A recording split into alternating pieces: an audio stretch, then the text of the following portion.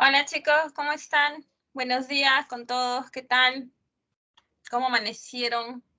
Estamos hoy día, miércoles 16 de agosto. Tenemos que realizar hoy día nuestra clase de historia del Perú.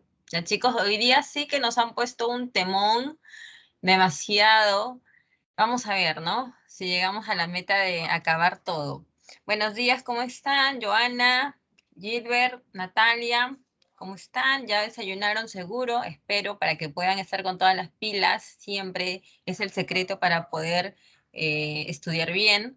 Vamos a esperar que la tutora nos habilite el compartir. Tutora, por favor, el compartir la pantalla. A ver, vamos a esperar, ojalá que ya nos habiliten. ¿Cómo están, chicos? Buenos días. Hoy día trabajamos lo que es la independencia y estaremos llegando hasta la República Aristocrática, hasta el siglo XX. Un poco más y nos ponen oncenio ya. No, el oncenio queda para la siguiente semana, que va a ser la última. Chicos, ya estamos en las últimas clases, ya estamos en la semana 7. El tiempo avanzó muy rápido, jóvenes. Buenos días, César. Buenos días, Diego. Ana Esther, Camila, ¿cómo están? Ya nos pusieron el compartir. Gracias. Vamos a compartir la pantalla. Ahí está. Los dejo ya, chicos, los dejo como siempre ahí y vamos con la clase.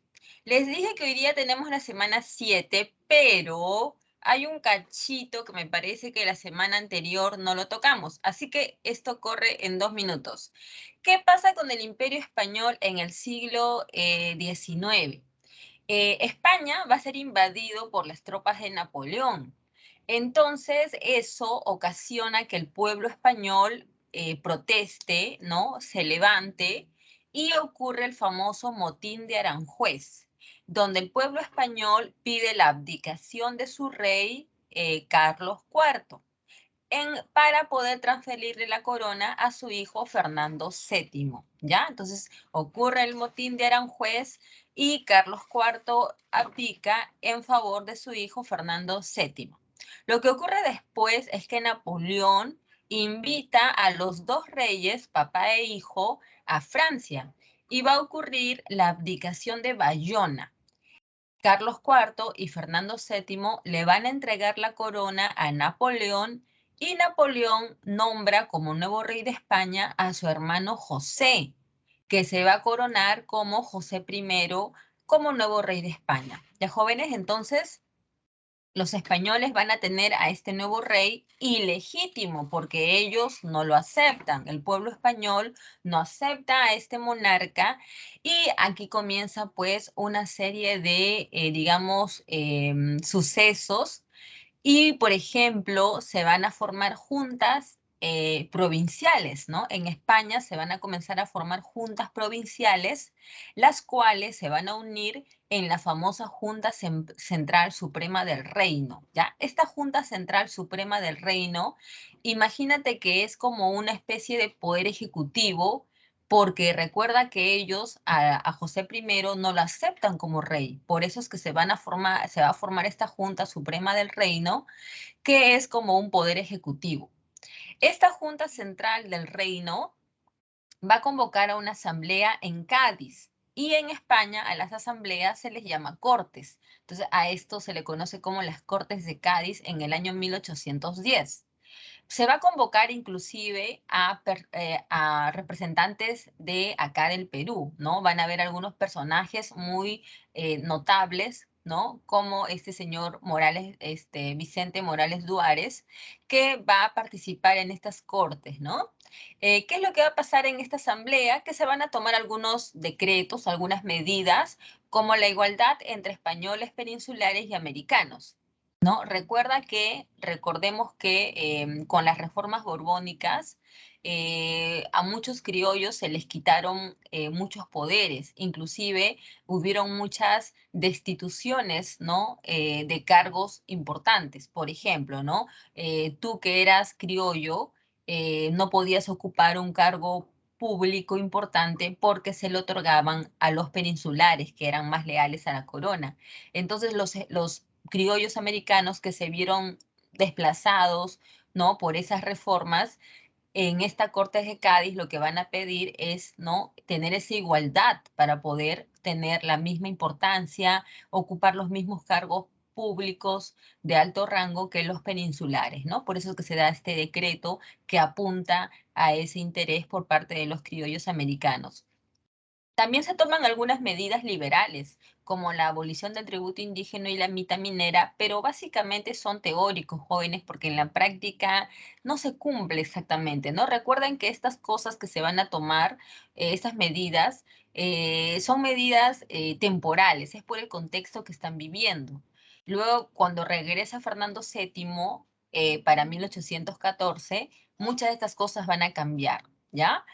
También se promulga la famosa Constitución de Cádiz en 1812. Por ahí como que no está muy claro cuál es la primera constitución de España, o la de 1808 de Napoleón o la de 1812 de la Constitución de Cádiz. No es acá nuestro asunto problematizar, ¿no?, cuál de las dos es la primera. Básicamente hagamos la diferencia. La Constitución de 1808 de Bayona es una constitución de Napoleón que se le otorgó al pueblo español y que es una constitución para reafirmar en el poder a su hermano José I. Mientras que la constitución de 1812 es la que va a promulgar el pueblo español mediante las Cortes de Cádiz, y para los españoles pues la consideran como su primera constitución. Y también se van a tomar algunas medidas, ¿no? Como por ejemplo, la nación no es patrimonio de una persona o una dinastía. Este pronunciamiento básicamente apunta al rechazo de José Bonaparte, porque recuerda que José Bonaparte es de la dinastía de los de Bonaparte, entonces ellos apuntan con esta medida a, digamos, enfatizar, ¿no?, el rechazo que sentían por este gobernante ilegítimo, ¿ya? Muy bien. Chicos, mientras esto pasaba por España, aquí en América, los criollos dentro de los cabildos van a comenzar a pronunciar su rechazo en contra de José Bonaparte, ¿no? Eso lo van a hacer para poder, digamos, apoyar, ¿no?, a los españoles en su lucha, ¿no?, durante esos años.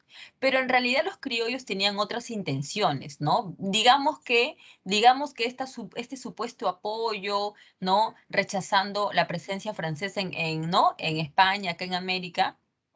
Digamos que ¿no?, ese supuesto apoyo solamente era una fachada, porque lo que realmente los criollos estaban buscando ¿no?, con estas juntas era comenzar a conspirar para, digamos, luchar en contra de España. O sea, acá no es que sea, ¿no?, una lucha por la independencia, sino que acá los criollos están comenzando a discutir, están comenzando a, digamos, debatir, ¿no?, los problemas que habían con España. Los criollos querían reformas, cambios. Entonces, digamos que estas juntas de gobierno se prestaban para ese tipo de conspiraciones, y acá en América del Sur van a haber varias, ¿no? Menos en Lima, ¿no? Creo que ya ustedes más o menos entienden por qué en Lima no hubo, ¿no? Por la gran lealtad, fidelidad que había acá en nuestra capital. Entonces, por eso es que acá en Lima no se pudo dar esa junta de gobierno, pero en otras partes sí, ¿no? Tanto en Argentina como en Chile, Ecuador, Colombia, Venezuela. Y la única que va a quedar viva, la única que va a sobrevivir es la de Buenos Aires, ¿no? Porque las demás van a ser derrotadas por el virrey Fernando de Abascal, ¿ya? Entonces, solamente la de Buenos Aires es la única junta de gobierno que va a quedar todavía activa. Van a haber rebeliones y conspiraciones criollas que van a partir de acá del Perú, ¿ya? Pero, por ejemplo, ahí tienes la de los hermanos Angulo, la de Crespo y Castillo, la de Francisco de Sela, ¿no? Que estas conspiraciones se van a ubicar en la parte sur del Perú, ¿no? Entre Cusco, Arequipa, Tacna, Moquegua, ¿no? En esa zona de la parte sur del Perú. Van a fracasar, jóvenes, estas conspiraciones van a fracasar de repente porque faltó organización, ¿no? Faltó apoyo también. El que estén ubicadas en la parte sur del Perú no es algo así como que, qué casualidad, ¿no? Estuvieron en el sur. No, sino que al estar en el sur, estas conspiraciones esperaban el apoyo de los argentinos, ¿no? De la Junta de Buenos Aires. Y muchas veces el apoyo de los argentinos no llegó a tiempo o no llegó porque los argentinos también tenían sus propios problemas. Es por eso que muchas veces cuando los peruanos que conspiraban, esperaban que los argentinos los apoyaran, muchas veces el apoyo no llegaba y finalmente todos ellos terminaron fracasando, pero digamos que estos prepararon el camino para la futura independencia del Perú, ¿no? Los ideólogos son muy importantes, estos pensadores son importantes porque ellos te van a preparar el camino para que tú sepas por qué te vas a independizar. O sea, en una lucha, ¿no? En una lucha siempre debe haber la base teórica, jóvenes. Es muy importante. Aunque tú digas, profesora, pero acá no lucharon, o sea, ¿no? Estos señores de acá, Quijano, Vizcardo, ¿qué hicieron, no? Por la independencia. Ellos van a teorizar de la importancia, qué está pasando con España, o sea, la problemática. ¿Por qué? Por ejemplo, Vizcardo y Guzmán, en su obra Carta a los Españoles Americanos, él te dice, ¿sabes qué, criollo? Tienes que separarte de España por esto, esto y esto. Así te lo explica él, ¿no? Y estos personajes, pues, si bien es cierto, no son personajes del pueblo, ellos son aristócratas, ¿ya? Ellos están planeando cambios o la separación con España para, digamos, para defender los intereses de los grupos de su clase, ¿no? Porque uno pensaría que, bueno, son buenas personas porque de esta manera nos vamos a separar de España, vamos a lograr muchas cosas, pero hay que entender que estos personajes eran aristócratas y si los cambios que ellos buscaban no eran para beneficiar al pueblo, sino a los de su clase, ¿no? La clase, pues, aristócrata. Bien, chicos, entonces como ya preparamos el camino, ya conocimos un poco, ¿no? La situación del siglo XIX, qué estaba pasando en España, ahora sí podemos explicar, ¿no? Cómo fue la independencia del Perú. Se explica a través de dos corrientes, ¿no? La del sur y la corriente libertadora del norte. La primera fase es la del sur, liderada por José de San Martín. Este personaje, que era un militar, fue contratado por la Junta de Buenos Aires para poder liderar una expedición que independice al Perú. Esa es la misión, ese es el contrato que le hacen a este señor. Ahora, ¿cuál es la ruta que él tiene que seguir para poder llegar al Perú? Tiene dos, por tierra o por mar. San Martín elige la ruta por mar. ¿Por qué no la de tierra? Porque si San Martín va por tierra, posiblemente en un 99% es posible que fracase. Las otras expediciones que hubieron, ¿no? Como la de Castelli, la de Belgrano, ¿no? La de Rondiu, fracasaron. Al ir por tierra, los realistas los derrotaron fácilmente. Eso nos dice que los realistas por tierra son bastante fuertes. Entonces San Martín va a utilizar la ruta, ¿no? Por mar, pero primero para salir por mar tiene que pasar por Chile, o sea, sí o sí, ¿verdad? Entonces San Martín comienza su expedición, cruza los Andes y pasa por Chile. Al estar en Chile van a haber algunas batallas, pero la definitiva es la batalla de Maipú, donde San Martín va a independizar a Chile. El primer presidente que va a tener Chile es el señor Bernardo de O'Higgins, que está ahí en la imagen en la parte inferior. También, jóvenes, hay que resaltar que los chilenos nos van a ver qué nos dicen por acá. Buenos días, Fernando. ¿Qué tal? Recién has entrado, Fernando. Ya, engánchate al toque a la clase. Entonces, estábamos diciendo, chicos, que los chilenos nos van a hacer un préstamo, ¿ya? Porque hay que entender que estas expediciones eran muy costosas, ¿no? Imagínate toda la logística, pagar, ¿no? A toda la gente que va a participar. Entonces, los chilenos nos van a hacer un préstamo y con esos, ¿no? Con ese préstamo, con parte de ese préstamo, se va a contratar los servicios de un marino inglés llamado Lord Thomas Cochrane. Este marino inglés que va a ser contratado nos va a ayudar, ¿no? A la independencia del Perú. Y como ustedes saben, San Martín llega acá al Perú en 1820 y desembarca en Pisco. Pero antes de la llegada de San Martín, el Cochrane ya había arribado al Perú, hacia la parte norte. ¿Para qué, profesora? ¿Para qué vino Cochrane? para poder hacer un trabajo de reconocimiento del lugar. O sea, Cochrane tenía que ver cuáles eran las comunicaciones de los realistas, en qué lugares tenían sus bases, qué tipo de comunicación había entre ellos, los suministros que tenían. Entonces, Cochrane tenía que hacer una especie de trabajo de inteligencia, algo parecido. Por eso es que antes de San Martín, Cochrane había venido y había ido hacia la parte norte del Perú. San Martín se instala en la parte de Pisco, ¿no? Ahí va a tener su cuartel general, pero San Martín no viene solo. Recordemos que viene con su lugarteniente, que es José Álvarez de Arenales.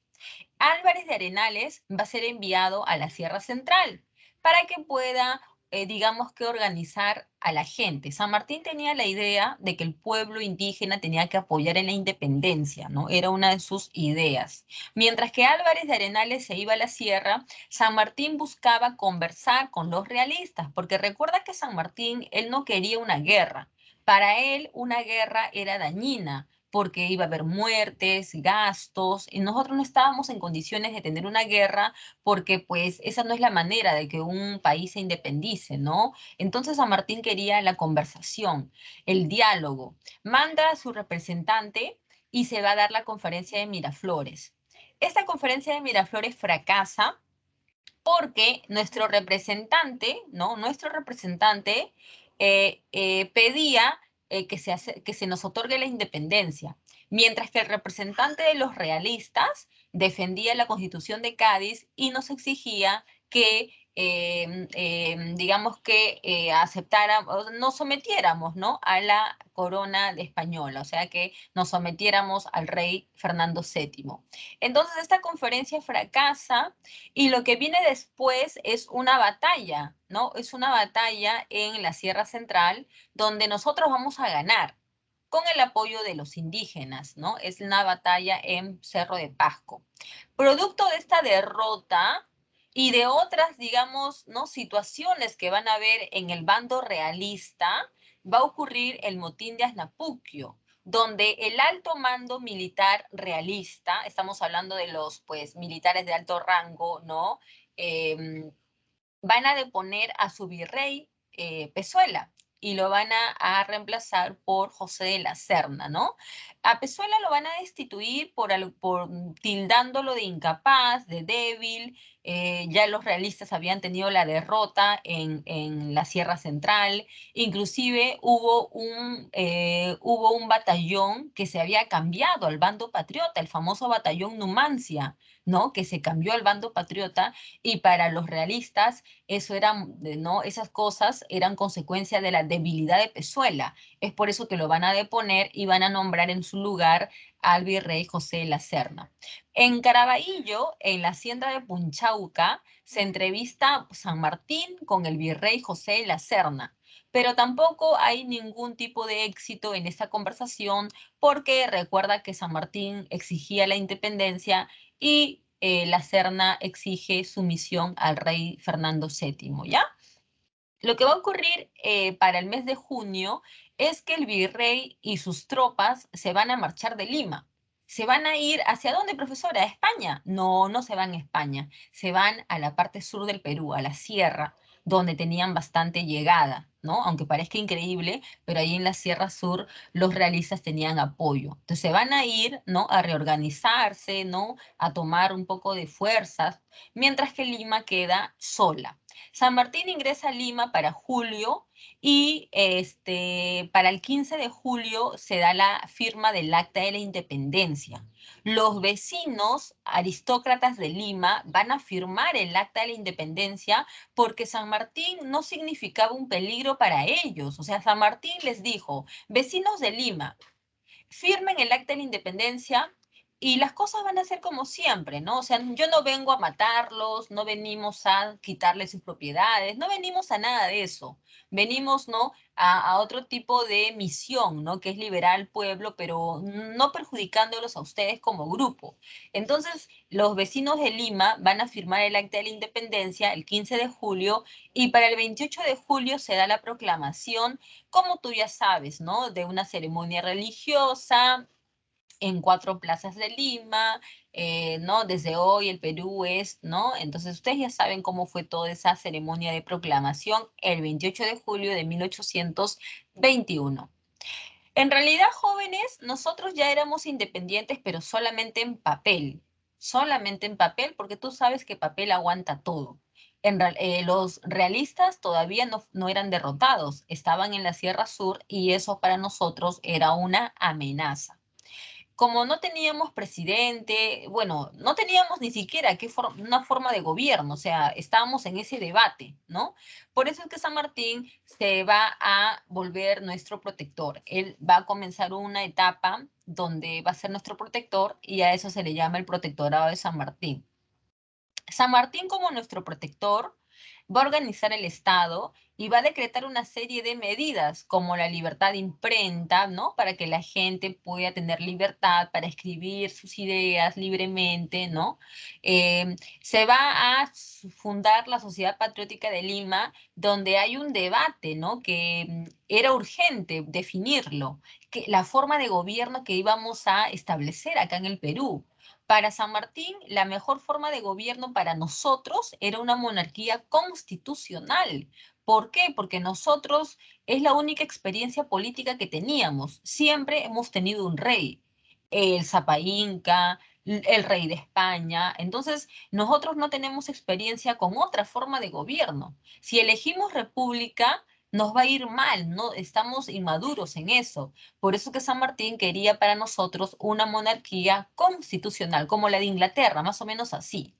Mientras que acá los criollos querían república, república y república. Los criollos no querían monarquía de ninguna manera, solamente querían república y es comprensible, jóvenes, es comprensible porque imagínate que tú durante 300 años has estado dominado por una monarquía que ni siquiera has conocido y ahora que te has independizado ya no quieres tú seguir bajo la, no sé, disposición de un rey. Ahora tú quieres gobernarte a ti mismo, ¿sí o no? Entonces los criollos quieren república.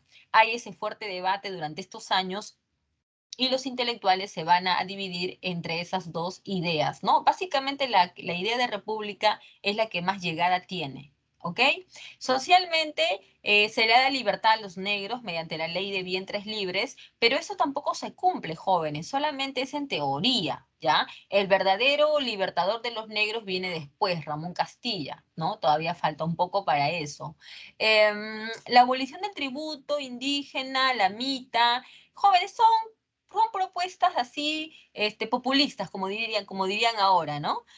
No se cumple, jóvenes, no se cumple. Tú mismo te vas a dar cuenta que no es posible, pues no es posible. Una nación que recién está independizándose, no le puedes quitar sus ingresos más importantes, porque se va a derrumbar. Entonces, esto de acá suena muy bonito, ¿no? La abolición del tributo, pero eso, eso va a durar mucho más para que se pueda eliminar. Esto, espérate mucho tiempo más para que esto sea una realidad. Esto acá solamente es en papel. Culturalmente se construye la biblioteca, vamos a elegir en nuestro diseño de bandera, que va a ser el cuarto diseño, el himno nacional con sus notas musicales, en fin. ¿Qué pasa para 1822? San Martín se reúne con Bolívar en Guayaquil, en lo que después iba a ser Ecuador. Hasta ese momento todavía no era Ecuador, se le llamaba Guayaquil o de repente Quito, pero la palabra Ecuador todavía no sonaba. En Guayaquil se da esta ¿no? conferencia con Bolívar y van a conversar de varias cosas. Básicamente, la forma de gobierno que íbamos a elegir, tanto el Perú como las naciones que Bolívar había ayudado a independizar, ¿no? Recuerda que para ese momento Bolívar ya había independizado todo lo que era la Gran Colombia, ¿no? Venezuela, Colombia y Quito. Entonces, ahí la discusión era la forma de gobierno.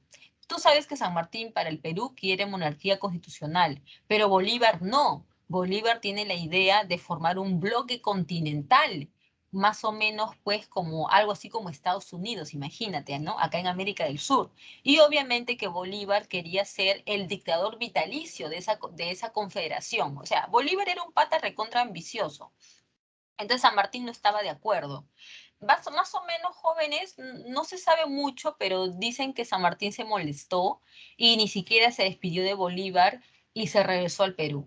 Cuando San Martín regresa al Perú, va a establecer el primer Congreso Constituyente y se va del Perú, ¿ya? San Martín se va del Perú, muchos dicen que se fue molesto, pronunció algunas palabras acerca de lo que nos podía pasar por nuestra inmadurez política, también dicen que San Martín se fue porque de lo contrario Bolívar nunca iba a venir. Entonces, San Martín se marcha, pero deja instalado el primer Congreso Constituyente.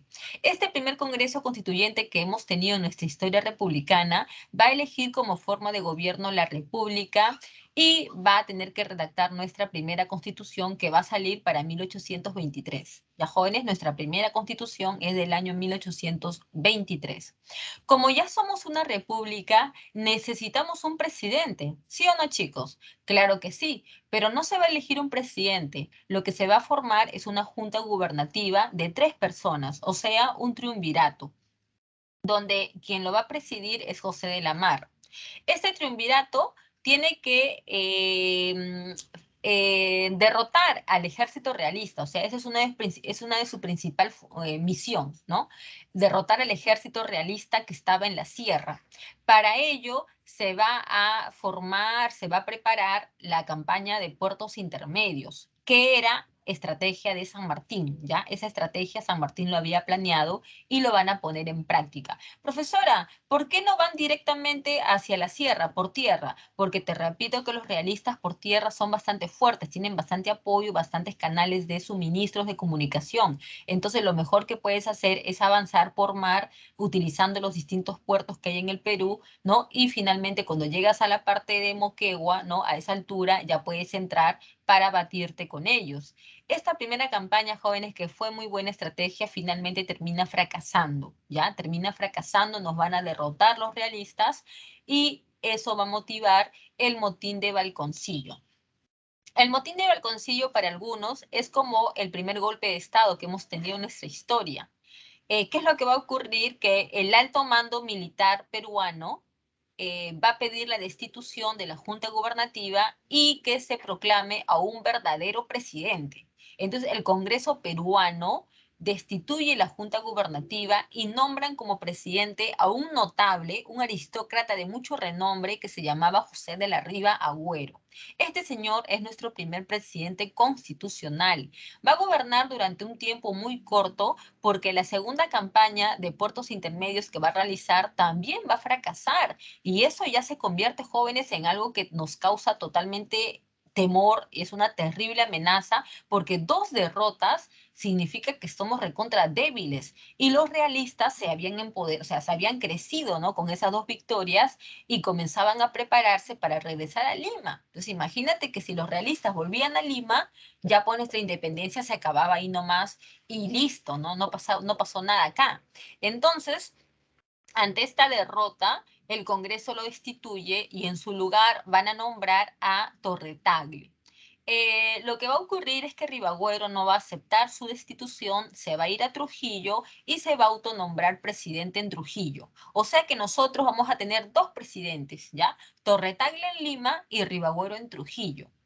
En este contexto, jóvenes, llega al Perú Simón Bolívar. No, para esto Simón Bolívar ya había mandado a su lugarteniente, que tú lo conoces muy bien. ¿Quién es su lugarteniente? A ver, díganme, jóvenes.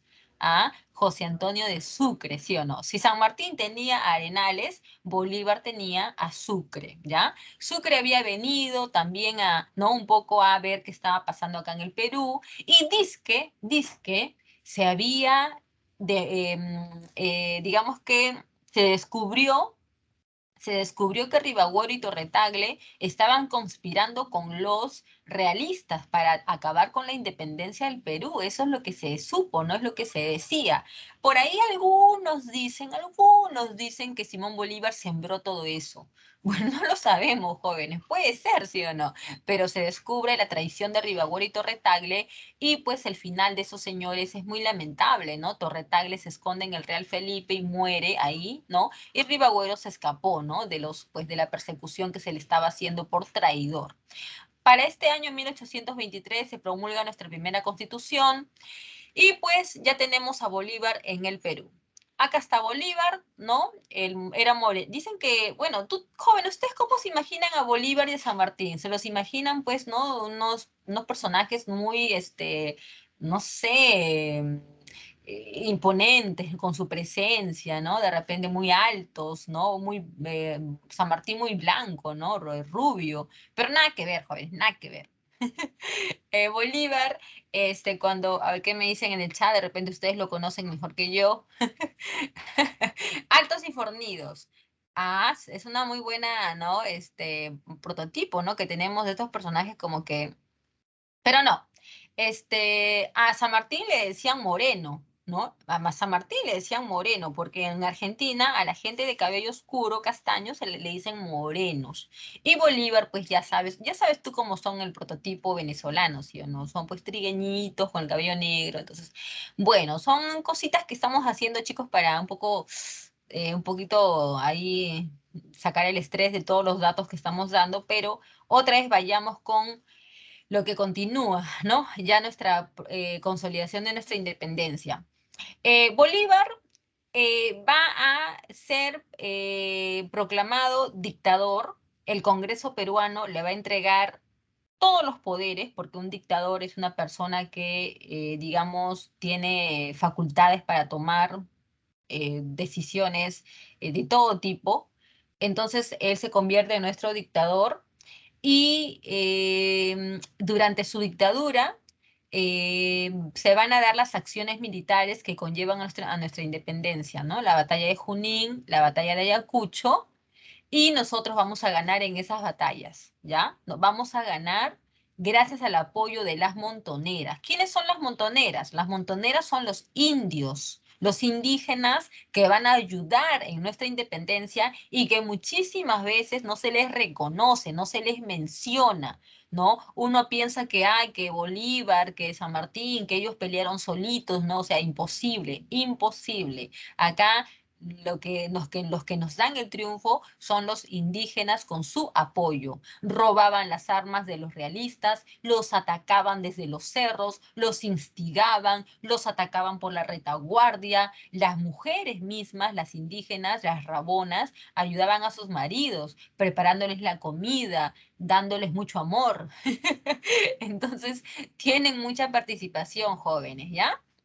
Luego de la batalla de Ayacucho, que fue en diciembre de 1824, se va a firmar la capitulación. La capitulación es un dolor de cabeza por las decisiones tan monces que se van a tomar, jóvenes. Por ejemplo, ¿no? Vamos a comprometernos a darle una indemnización a España. Imagínate, una indemnización que en ese momento no lo vamos a poder cumplir. Y eso va a quedar ahí en el tiempo hasta que se va a dar la guerra con España y España va a reclamar el pago de esa indemnización a la cual nosotros nos comprometimos en esta capitulación odiosa, ¿no? Totalmente odiosa, porque no teníamos que habernos comprometido a ese tal pago, ¿no? Porque no era, pues, no, obviamente que no. Bueno, entre otras cosas más, que tampoco no son tan agradables, ¿no? Pero lo cierto, jóvenes, es que en esta capitulación se consolida la independencia del Perú y de todo Sudamérica, año 1824. Bolívar se queda acá en el Perú todavía y Bolívar quiere formar un bloque continental, uniendo Chile, Perú y la Gran Colombia. Y también un poquito de América Central, ¿no? Imagínate lo que sería eso, ¿no? Un monstruo total acá en Sudamérica, ¿no? Muy parecido a Brasil.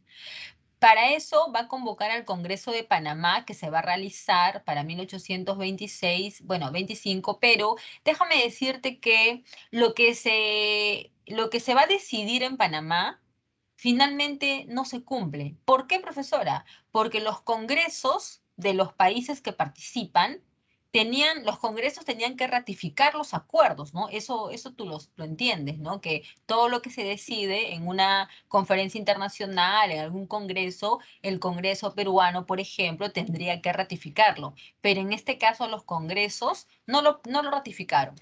Entonces, pues ya esto no tiene validez y pues y Bolívar con esta ambición, ¿no?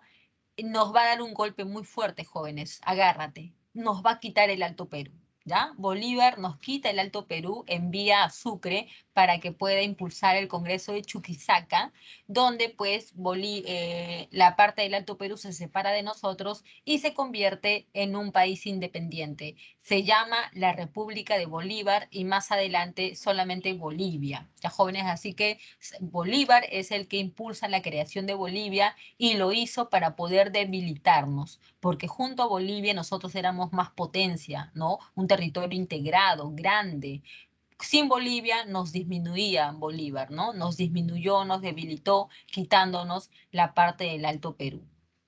Como Bolívar no pudo formar su Congreso su gran bloque continental, quiere formar la Federación de los Andes, o sea, algo más pequeñito, solamente Bolivia, Perú y la Gran Colombia. Tampoco va a poder tener éxito porque los criollos no van a permitir la formación de esta Federación de los Andes. Profesora, ¿por qué los criollos no querían? Porque Bolívar era un pata recontra ambicioso. Bolívar quería ser el dictador supremo de esa federación. Entonces los criollos no lo van a permitir. Pues a ver, te pregunto, ¿tú permitirías que un veneco, ¿no? venga a gobernarte? No, no lo permitiría, ¿sí o no? Entonces, ponte en contexto en aquellos años que los criollos peruanos, tan creídos que eran, muy creídos los criollos peruanos, ¿no? No van a querer que Bolívar venga a gobernarlos, pues. Entonces, ahí quedó esa ambición y no se logró.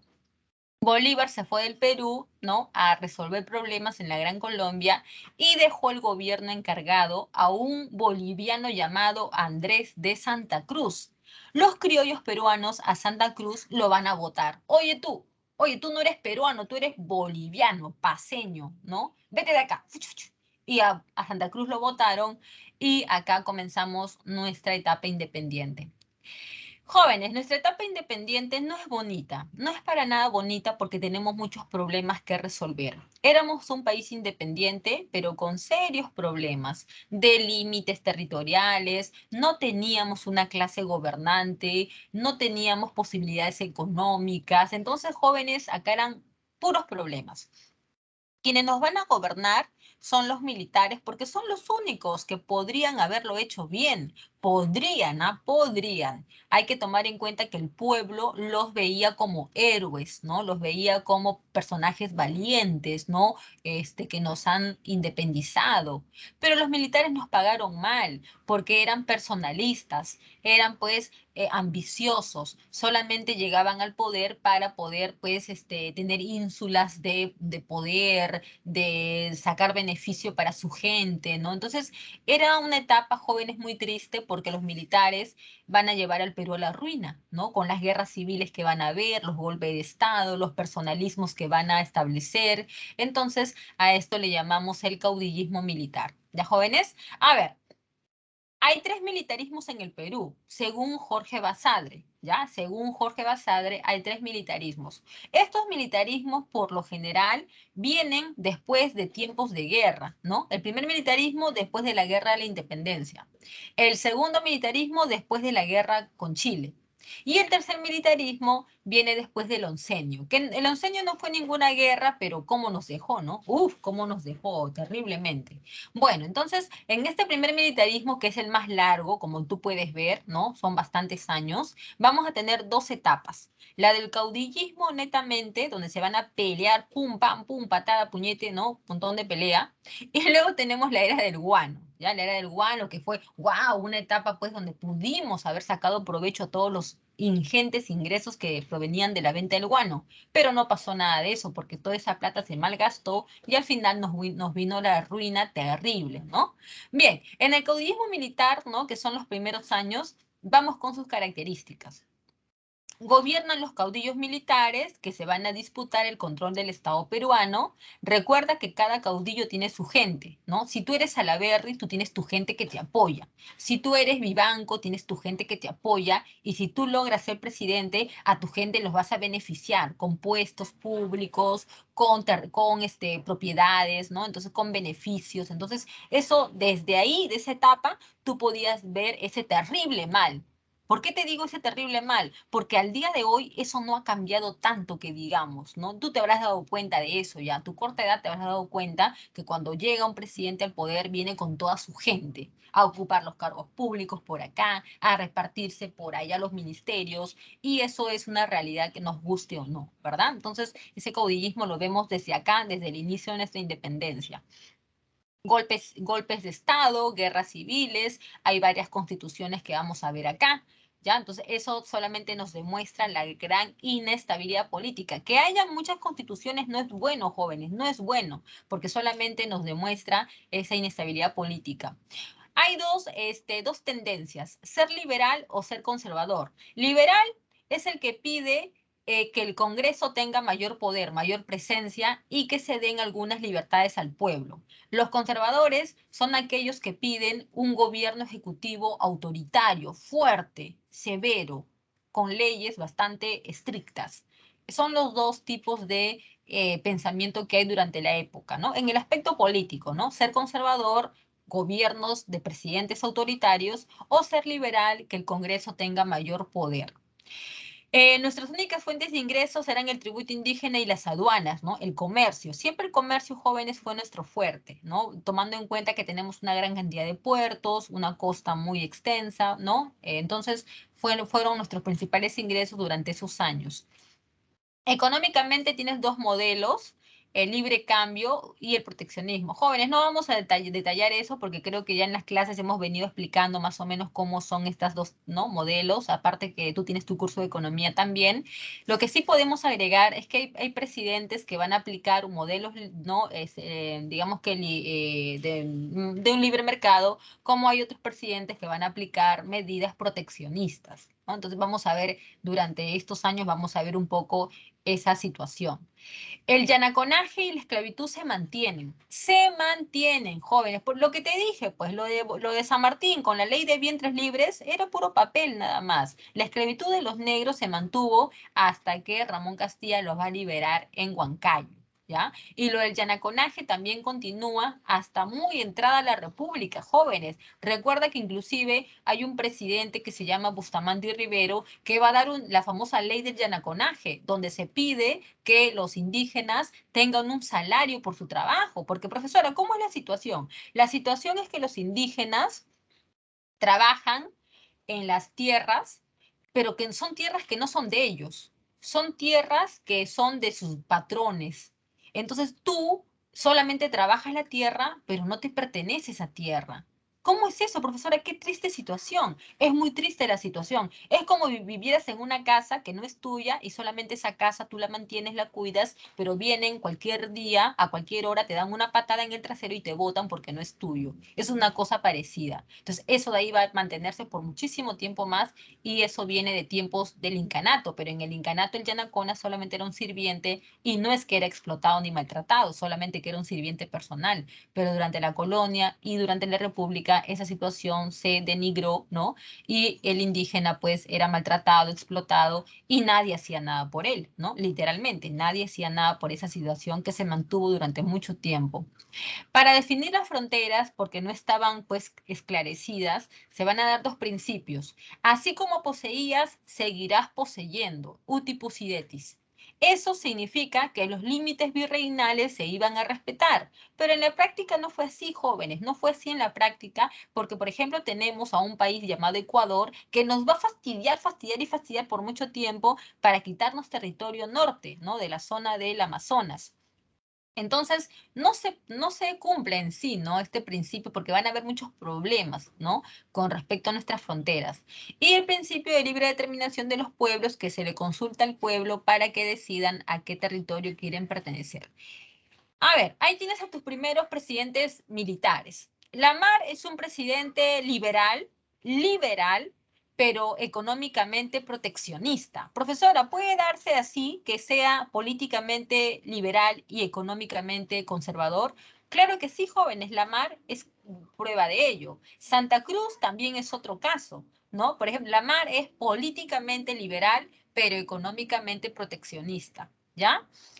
Hay una nueva constitución en su gobierno, año 1828, ¿no? Y pues acá hay dos guerras. ¿ya? En el gobierno de Lamar hay dos guerras, con la Gran Colombia y con Bolivia. Profesora, ¿por qué? Porque en Bolivia tenías como presidente a Sucre y en la Gran Colombia tenías como jefe de Estado a Bolívar. Sucre y Bolívar eran amigos, como tú lo sabes, y esos dos señores eran una amenaza para los criollos en el Perú. ¿Por qué? Porque Bolívar era ambicioso. ¿Qué tal, ponte en esta situación, qué tal si Bolívar con Sucre se unían, invadían el Perú y pues formaban esa federación que Bolívar tenía en mente, ¿no? Porque tú sabes que Bolívar quería formar toda la Federación de los Andes y Bolívar era una amenaza para los criollos peruanos, no para nosotros como pueblo, porque nosotros siempre nos ha pasado lo mismo, ¿no? Nos explotan, nos subordinaban, pero la presencia de Bolívar era una amenaza para los criollos. Es por eso que ante esta amenaza los criollos van a tomar acciones y se va a desatar estas dos guerras. Con Bolivia vamos a ganar, inclusive a Sucre y sus tropas las vamos a desalojar de Bolivia. Vamos a lograr eso. Pero en el caso de la Gran Colombia vamos a ser derrotados, ¿ya? Vamos a ser derrotados y se va a firmar el convenio Girón. El convenio Girón era una especie de tregua a la guerra, pero Agustín Gamarra no lo vio de esa manera porque, no sé, tildó a la mar de débil y producto de la derrota con la Gran Colombia, Agustín Gamarra le da un golpe de estado a la mar, ¿no? Lo saca del poder y Agustín Gamarra se hace nombrar presidente. Jóvenes, déjenme comentarles que durante esos años los gobiernos eran de 4 años y además la elección era indirecta. O sea, ¿cómo es eso? Tú ahora cuando vas a elegir a un presidente, tú vas, ¿no?, a las mesas de votación y eliges a tu candidato directamente, sino me gusta el sombrerito, me gusta pues, no sé, el tractor, me gusta, no sé, la candidata tal de acá. Tú eliges directamente, pero en esos años no. Porque para empezar, los únicos que podían participar de la elección del gobernante, de los gobernantes, eran los criollos pudientes, ¿no? O sea, los indígenas, los negros, olvídate, ellos que trabajan, ellos no pasa nada con ellos. Acá los que deciden, los que tienen participación activa, son los criollos, ¿no? De acá de Lima, la gente pudiente. Se elige a los candidatos, ¿no? Los criollos eligen a los candidatos, a los posibles candidatos, mira, este y este pueden ser, ¿no? Y ya el que decide la elección es el Congreso. ¿Te das cuenta? La gente propone candidatos y el Congreso finalmente decide quién, ¿no? Se convierte en presidente. O sea que la elección del presidente era indirecto, porque tú no lo elegías directamente, sino que el Congreso era quien lo elegía, y además los únicos que podían participar de esto eran los criollos, ¿no? Que eran pues los únicos como ciudadanos, ¿no? Los indígenas no, nada que ver. Gamarra va a firmar el Tratado Larrea-Gual con la Gran Colombia y luego el Tratado Pando-Noboa con Ecuador. A ver, ¿cómo es esto? Se supone que el Tratado Larrea-Gual es un tratado de paz y también de límites con la Gran Colombia, ¿no? Se firma la paz con la Gran Colombia. Pero en ese año, en la década del 30, ¿no? La Gran Colombia se divide, jóvenes, o sea que la Gran Colombia desaparece y en su lugar aparece Venezuela, aparece Colombia y aparece Ecuador. Ya, Colombia con Panamá, por si por ahí el dato no lo tienes, Colombia y Panamá en ese entonces estaban unidos. Ya después Estados Unidos se mete y a Colombia le quita la parte de Panamá y lo independiza. Pero hasta ese momento es Venezuela, Colombia, que incluye a Panamá, y Ecuador. Se van a independizar porque la Gran Colombia desaparece tras la muerte de Bolívar, que fue en esos años también. Y Ecuador ahora, con Ecuador tenemos tensión, ¿no? Tensión fronteriza. Es por eso que Agustín Gamarra tuvo que firmar el Tratado Pando-Noboa, donde se ratifica la paz, pero solamente con Ecuador, ¿no? Que era el país con el cual teníamos más problemas fronterizos. Tiene bastante oposición Gamarra desde el Congreso y finalmente su gobierno termina y se elige a Luis de Orbegoso. Este señor es un presidente liberal, débil, ¿no? Así le llamaban los conservadores, ¿no? A los presidentes liberales le decían presidentes débiles. Va a tener bastante oposición. Bermúdez, Gamarra, Salaverry. Entonces son años de bastante inestabilidad, ¿no? Hasta que finalmente acá vamos a ver digamos que un desenlace muy sorprendente. Santa Cruz, el boliviano, viene al Perú y se une a Orbegoso para formar la Confederación Peruano-Boliviana, que era idea de Santa Cruz. Ya, jóvenes, esa idea de unir Perú con Bolivia era idea de Santa Cruz. Quienes se van a oponer a esta idea son Gamarra y Salaverry. Entonces tenemos dos alianzas, Orbegoso Santa Cruz y Gamarra Salaverry. Profesora, ¿quiénes vencen? Vence Orbegoso con Santa Cruz. Como tú ya habrás escuchado, a Salaverry, que fue el presidente más joven del Perú, era un pata recontra aristócrata, su familia era muy pudiente acá de Lima, a Salaverry lo van a derrotar y lo van a fusilar en Socabaya, mientras que Gamarra termina escapándose hacia el norte y de esa manera Orbegoso y Santa Cruz tienen la puerta abierta para formar la Confederación Peruano-Boliviana. Esta confederación solamente dura 3 años porque los chilenos, los rotos, nos van a derrotar, nos la van a eliminar por envidia, ¿no? Vamos a ver. Las bases de la confederación se van a sentar en el Congreso de Tacna. En este Congreso de Tacna se decide que la confederación va a estar formada por 3 estados, norperuano, surperuano y Bolivia, cada uno con su capital, con su presidente, con su bandera, con sus leyes, con su ejército, pero que la capital iba a estar en Bolivia y el protector de toda la confederación iba a ser Santa Cruz y su gobierno iba a durar 10 años con derecho a reelegirse, ¿ya?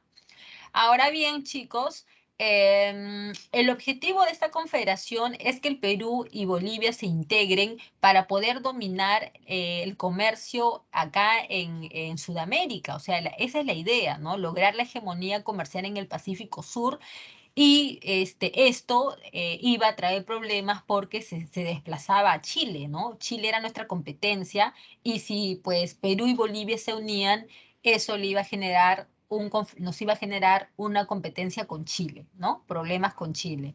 Ahora bien, Santa Cruz políticamente es conservador, o sea, es un pata autoritario, su gobierno es bastante no fuerte, su personalidad era bastante fuerte, seguro que habrás escuchado algo de su personalidad, y él era bastante, pues era un militar, ¿no? Era un militar bastante imponente, que con los criollos peruanos tenía bastantes roces. Los criollos peruanos no lo querían a Santa Cruz. Desde antes de que forme la confederación, no lo veían bien. Primero porque lo discriminaban, ¿ah? Le decían, este es serrano, paceño, boliviano, ¿ya? Entonces, los criollos acá de Lima, que eran bastante apitucados, de familias de renombre, ¿no? De familias blancas, a Santa Cruz lo veían como pues un indio paceño, ¿no? Por eso es que no lo veían nada bien. Y el gobierno que Santa Cruz va a formar, que va a ser un gobierno bastante autoritario, va a chocar con los intereses de los criollos, ya no solamente por el tema político, sino porque ahora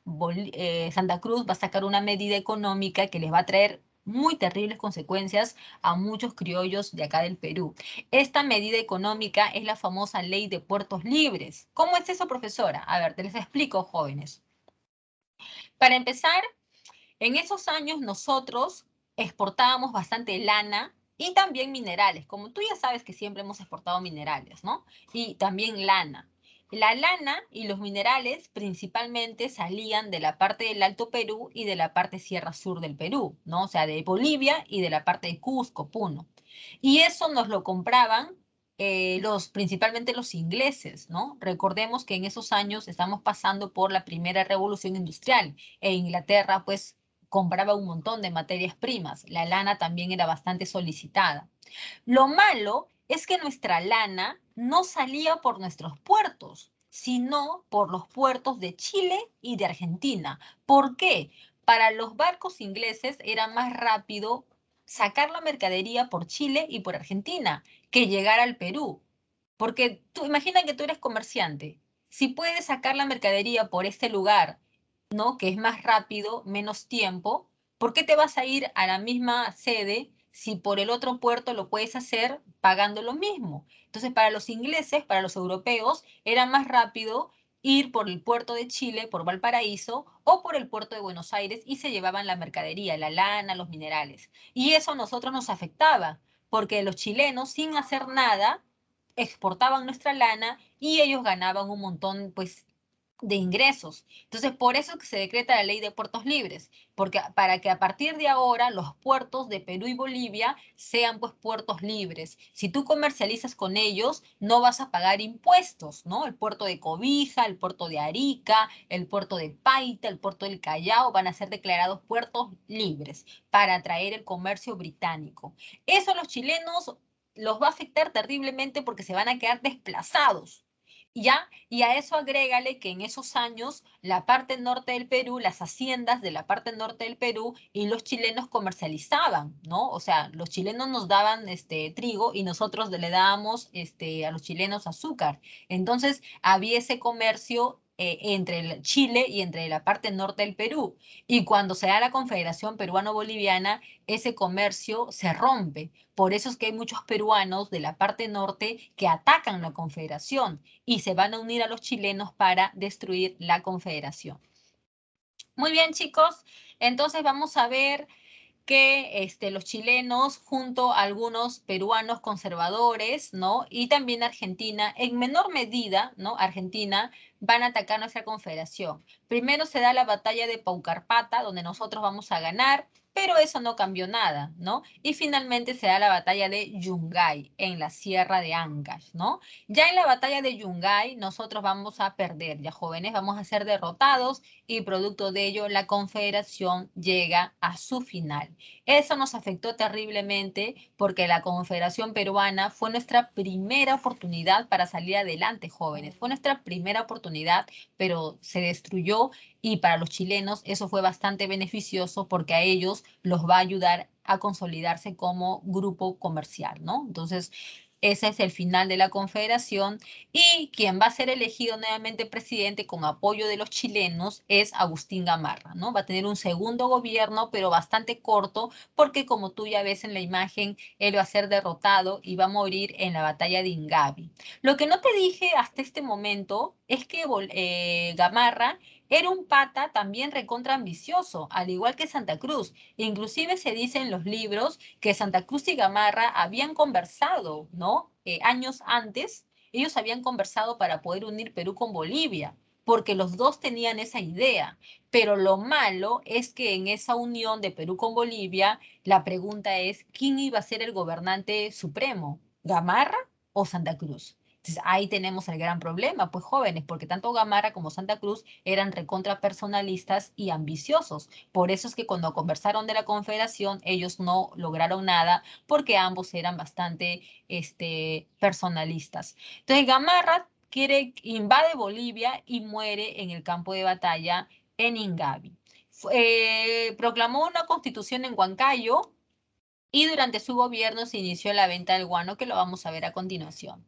Se forma una etapa de anarquía militar tras la muerte de Gamarra. Muchos presidentes se van a disputar el control del Estado. Vivanco, Nieto, Vidal, Lafuente, ¿no? Son bastantes militares que se van a disputar el poder y el único que va a tener una relativa estabilidad es Manuel Vivanco, que finalmente va a ser derrotado en la batalla de Carmen Alto por Ramón Castilla. Ya, jóvenes, dejemos esa etapa y vamos con una más interesante, la etapa del guano. Así lo llamó Jorge Basadre, la era del guano o la prosperidad falaz. ¿Por qué? ¿Por qué prosperidad falaz? Porque toda la bonanza económica que hubo, que fue muchísima, déjame decirte que fue muchísima prosperidad, mucha bonanza económica, todo se despilfarró. Profesora, ¿en qué se gastó la plata del guano? Te lo voy a responder ahora mismo para que después no nos olvidemos. Jóvenes, casi el 50% se gastó en pagar a la burocracia civil y militar. Imagínate, la mitad de la plata del guano se fue a los bolsillos de los funcionarios corruptos y de la clase militar corrupta también. Ahí se fue la mitad de la plata del guano. Otro porcentaje que sería que un 20% se fue para la construcción de los ferrocarriles. Otro porcentaje casi igual de 20% es para pagar la deuda interna, o sea, lo que fue la ley de consolidación de la deuda interna. Y lo que queda, que es un cachito muy pequeño, fue para el tema de la manumición de la esclavitud. Profesora, ¿por qué? Porque cuando Ramón Castilla le dio la esclavitud a los negros, los dueños de los negros reclamaron al Estado, pidieron que se les pague, que se les indemnice por sus esclavos que se estaban liberando. Y ahí el Estado peruano tuvo que pagar a esas familias para que no reclamen por la liberación de sus negros, ¿ya? Así que básicamente ahí se fue toda la plata del guano. Muy bien. Características de la prosperidad falaz que nos va a generar altos ingresos económicos por la venta del guano. Era bastante fácil, jóvenes, ¿ah? Extraer el guano era fácil. Alquilabas mano de obra, ¿no? Obreros para que puedan sacar el guano, lo pongan en costales, luego lo mandabas a los puertos, pagabas los permisos, la flota, ¿no? Para cruzar el Atlántico, porque básicamente todo ese guano se iba a Europa, ¿no? Principalmente Inglaterra. Ya en Europa tú pagabas pues los permisos, ¿no? Todos los conceptos tributarios y vendías el guano. Todo ese era el proceso de la venta del guano, que era bastante cero costo, bajo costo, porque no estás cultivando nada, acá no estás gastando en tipo nada de industrias, nada, ¿no? Entonces eso era. Pero aún así, jóvenes, aún así el Estado peruano no tenía plata para poder hacer esto. Imagínate, no teníamos plata ni para esto. Entonces, ¿qué es lo que vamos a hacer? Vamos a comercializar el guano primero arrendando la isla de Chincha. Profesora, ¿se puede alquilar la isla de Chincha? Si el Estado peruano te lo alquila, bacán, pues no, lo puedes alquilar. El empresario Alfonso Quirós nos alquila la isla de Chincha, le alquilamos la isla de Chincha, pero el contrato solamente duró un año, porque al poco tiempo, cuando el Estado peruano se dio cuenta de las grandes ganancias que sacaba el empresario Quirós, le anularon el contrato. La siguiente forma de comercialización lo va a decretar Ramón Castilla en su primer gobierno. Se trata de las consignaciones. Fácil, jóvenes. Mira, supongamos que ustedes son el Estado peruano y yo soy una consignataria. Yo como consignataria voy a hacer un contrato con ustedes y yo me voy a encargar del proceso de la venta del guano y yo voy a pagar todo lo que es digamos, la mano de obra, traslado del guano, los permisos, las flotas. Yo me voy a encargar de todo el proceso de la venta del guano con mi dinero, con mi dinero. Una vez que ya vendí todo el guano en Europa, voy a recuperar lo que he invertido, voy a sacar una parte de mi ganancia y lo que queda se lo entrego a ustedes. Así es el consignatario. Se encarga de todo el proceso de la venta con su dinero, con su capital, luego recupera su inversión, saca su ganancia y finalmente lo que queda se lo entrega al Estado peruano. La primera década, hasta los años 60 más o menos, los consignatarios van a ser extranjeros, ¿no? Primero fue la Casa Gibbs. Y de los años 60 hasta el año 68 más o menos, van a ser empresarios peruanos, ¿ya? Que ellos son los que van a ser, digamos que van a ser perjudicados por la firma del famoso contrato Dreyfus de José Balta, que lo vamos a ver después, ¿ya? Muy bien, chicos. A ver, ¿qué pasa con la prosperidad falaz durante estos años con la hora del guano? Que va a haber mucha corrupción, como te lo dije, la mitad de la plata se va a ir a los bolsillos de la clase funcionaria y la clase militar. El Estado se fortalece, mayor presencia en las provincias, ¿no? Jóvenes, en el gobierno de Ramón Castilla, ¿sabes qué es lo bueno? Aparte de la modernización y de que hubo mucha plata, ¿no? Hay que decirlo.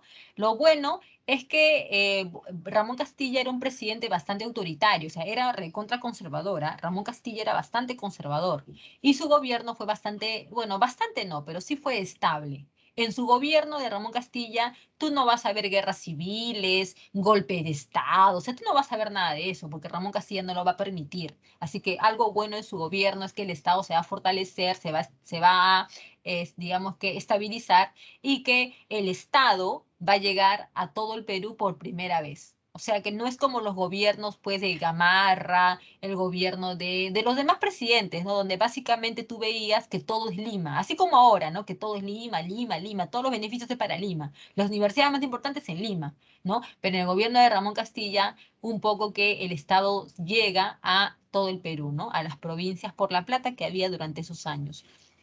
Vamos a ver, jóvenes, a ver qué encontramos acá en Ramón Castilla. Vamos a ver. Su primer gobierno saca la ley de la consolidación de la deuda interna para pagar a las familias peruanas que habían prestado plata durante la independencia del Perú.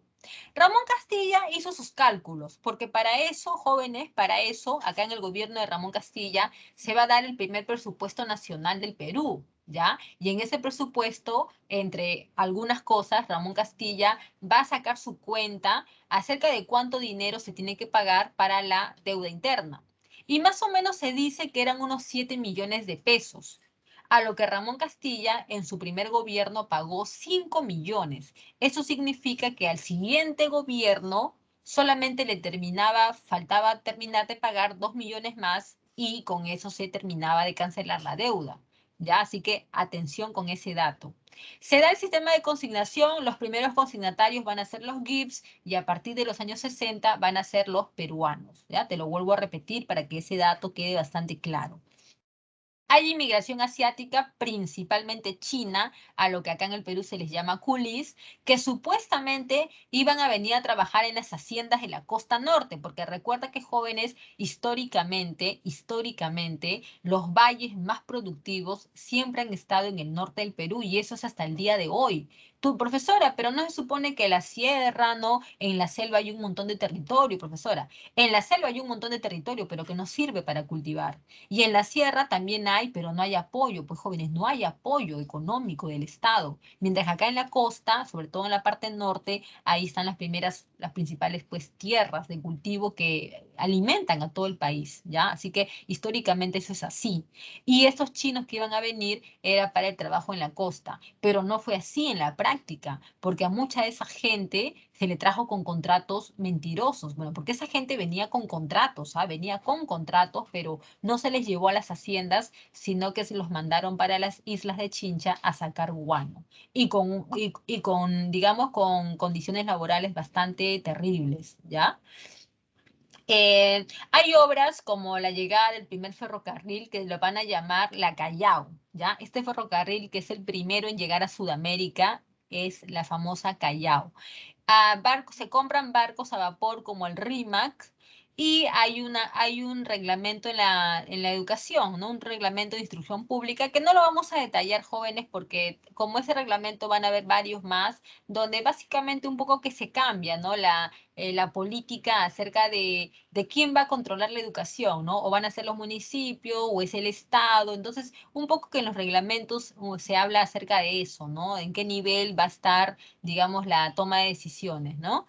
Y hay un debate sobre el derecho al voto de los analfabetos. En el gobierno de Ramón Castilla sonó bastante, ¿no? Esa polémica de que si los analfabetos iban a votar o no, y como que se estaba ensayando esa posibilidad, era bastante fuerte, pero pues eso no se va digamos que a completar, o sea, no se llega a dar, ¿no? No se llega a dar este derecho. Y ya después, ¿no? Después ya cuando llega Nicolás de Piérola, tú ya sabes que el voto se hace solamente para los alfabetos, ¿no? Pero hubo ese debate durante esos años que fue bastante sonado. Eh, Rufino Echenique va a tomar el poder en 1851, pero como tú puedes ver, no va a terminar su gobierno porque él va a ser destituido por Ramón Castilla. ¿Y qué es lo que pasa acá? Una de las primeras cosas es un tratado con Brasil, Herrera da Ponte a Ribeiro, donde le íbamos a entregar territorio a Brasil a cambio de tener salida al Atlántico por el río Amazonas. O sea, ese era nuestro beneficio, ¿no? Tener salida al Atlántico a través del río Amazonas, pero no se llega, eso no se llega a concretar porque no solamente es como decirlo, ¿no? Ah, ya tengo salida al río Amazonas y, ¿no? Para poder salir al Atlántico. No es tan simple como eso porque hay más apoyo que tiene que darse para que eso se pueda cumplir y que nos beneficie. Pero lo que sí es cierto es que le vamos a entregar territorio a Brasil, ¿no? Eso sí se da, pero lo otro de que utilicemos ventajosamente el río Amazonas para poder salir al Atlántico, como que eso no se concretó de la manera que nosotros hubiéramos, ¿no? Nos hubiera beneficiado.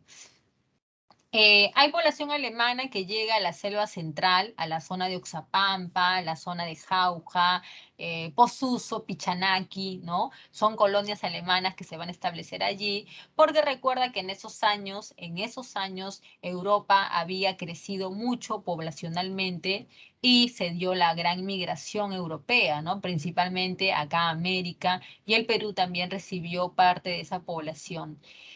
Lo que va a llevar al final del gobierno de Echenique es el famoso escándalo de la ley de la consolidación de la deuda interna. Yo les mencioné que a Echenique solamente le faltaba pagar 2 años más, no, 2 millones de pesos más y ya se cancelaba, ¿no?, la deuda interna. Pero Echenique durante su gobierno pagó 20 millones de pesos, o sea que se pasó un poquito, ¿no? Se pasó 18 millones de pesos.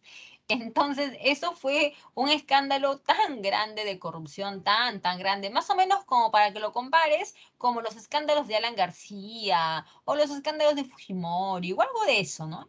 Parecido así como eso. Entonces fue tan grande este escándalo que Ramón Castilla, a pesar de que eran amigos, tuvo que destituirlo mediante y lo derrotó en la batalla de La Palma, ¿ya? En la batalla de La Palma, Ramón Castilla lo derrotó y pues lo sacó del poder. En esta, en esta sublevación de Castilla en contra de Echenique, Castilla va a tener el apoyo de los grupos liberales, ¿ya? Por eso es que se habla de una revolución liberal. Ramón Castilla, a ti te sorprenderá, porque Ramón Castilla era conservador. Entonces, ¿por qué se une a los grupos liberales? Lo hizo jóvenes para poder sacar del poder a Echenique y para poder tener el apoyo de esas, ¿no?, de esos grupos, porque Ramón Castilla quería volver a ser presidente. Por eso es que se une a los liberales. Los liberales le dijeron: Castilla, ¿tú quieres ser otra vez presidente, sí o no? Sincérate. Ah, ya, perfecto. Te aconsejamos, para que puedas tener apoyo del pueblo, que dictes algunas medidas liberales, como por ejemplo, ¿por qué no le das la libertad a los negros? Mira que durante años los negros están que esperen, ¿por qué no aprovechas ahorita la ocasión para ganarte el cariño de la gente? ¿Por qué no le das la libertad a los negros? Y Ramón Castilla le dio la libertad a los negros en Huancayo, ¿no? Por el consejo de los liberales, para que esto sea como una estrategia política, porque realmente, jóvenes, eso era como una estrategia política, más que Ramón Castilla hubiera querido hacerlo, o Ramón Castilla tenía alguna afinidad por los negros, nada que ver, era como una estrategia para poder llegar a ser presidente nuevamente, ¿ya? Cuando Ramón Castilla ya es presidente por segunda vez, su gobierno va a tener una constitución que es bastante liberal en el año 1856. Es tan liberal que hasta Ramón Castilla se vio perjudicado en sus facultades como presidente. Es por eso que Ramón Castilla va a derogar esa constitución, se va a alejar de los liberales, y Ramón Castilla va a promulgar una nueva constitución de tipo moderada en el año 1860. Esta constitución va a ser la más longeva que va a tener el Perú hasta el día de hoy, porque esta constitución va a tener una permanencia de 60 años, ¿ya? Es la constitución más larga que nos ha durado hasta el día de hoy. Hay una guerra con Ecuador, se firma el Tratado de Mapasingue. Ecuador tenía una deuda con Inglaterra y le había pagado a Inglaterra con territorio de nosotros. Entonces, Ramón Castilla, cuando se da cuenta de eso, dirige las tropas para poder hacerle frente a Ecuador y castigarlo como se debe, pero Ecuador se arrepiente, pide perdón, se disculpa con Inglaterra, entonces se resuelve con la firma del Tratado de Mapasingue, porque ya nosotros le íbamos a dar duro a Ecuador. Recuerda que en el gobierno de Ramón Castilla, nosotros éramos una pequeña potencia acá en Sudamérica, jóvenes, a que no te sorprenda, no estoy hablando cosas porque no he desayunado, no. El Perú era una pequeña potencia acá en Sudamérica porque en el gobierno de Ramón Castilla éramos estables políticamente. nos habíamos modernizado, había plata por la venta del guano, habíamos comprado armamento, habíamos comprado barcos de guerra, teníamos el primer ferrocarril que había llegado a toda Sudamérica, o sea que estábamos bastante bien. Así que Ecuador lo hubiéramos podido derrotar con 2, 3 patadas y ya está, pero pues Ecuador se arrepintió, ¿no?, de esa cosa que había hecho, ¿no?, de pagar a Inglaterra con nuestro territorio y no pasó nada más. Muy bien, chicos, dejemos a Ramón Castilla y vamos con la guerra con España. Cuando Ramón Castilla terminó su gobierno, llegó al poder un tal Miguel de San Román, que nadie lo recuerda, ni siquiera lo hemos puesto, ¿ya? Pero, ¿por qué, profesora? Porque este presidente de San Román murió a los pocos meses y se nombró a su vicepresidente, que era pues este señor Peset, ¿ya? Cuando Peset es nuestro presidente, se da la guerra con España. España nos quiere colonizar otra vez. Esa es la verdad, jóvenes, ¿ya? España nuevamente nos quiere colonizar. ¿Y por qué, profesora? Porque quiere nuestro guano, pues jóvenes, quiere nuestro guano. España pensaba que nosotros éramos tan fáciles como antes y que podía otra vez colonizarlos como si nada y agarrar nuestro guano. Y también hay que recordar que nosotros teníamos una deuda con España porque habíamos prometido darles una indemnización en la capitulación de Ayacucho y España no había olvidado, ¿no?, esa promesa de nosotros.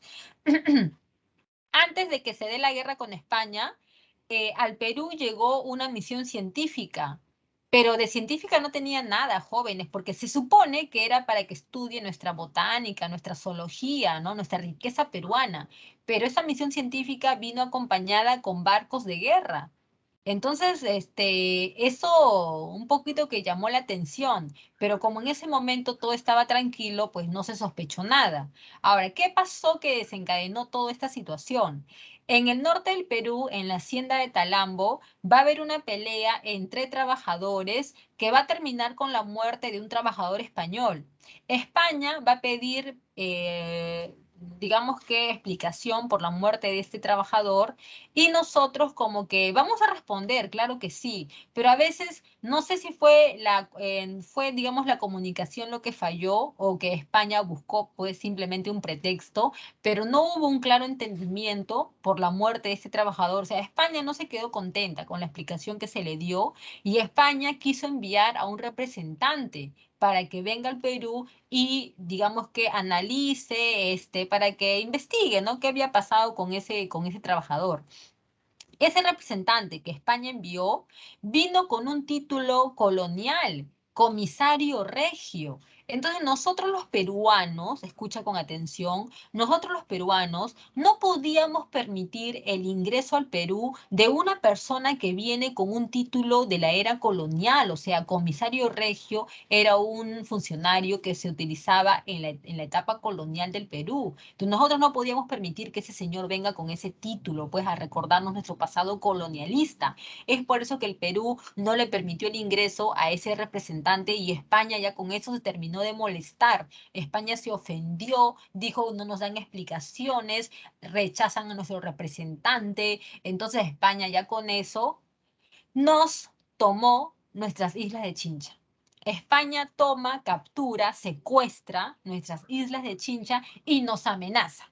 Si ustedes no aceptan a nuestro representante, si ustedes no se disculpan dentro de las 24 horas, si no nos pagan ahorita mismo 3 millones de pesos por la afrenta que nos han dado y si no nos pagan la indemnización de la capitulación de Ayacucho, nosotros nos vamos a quedar con sus islas de Chincha.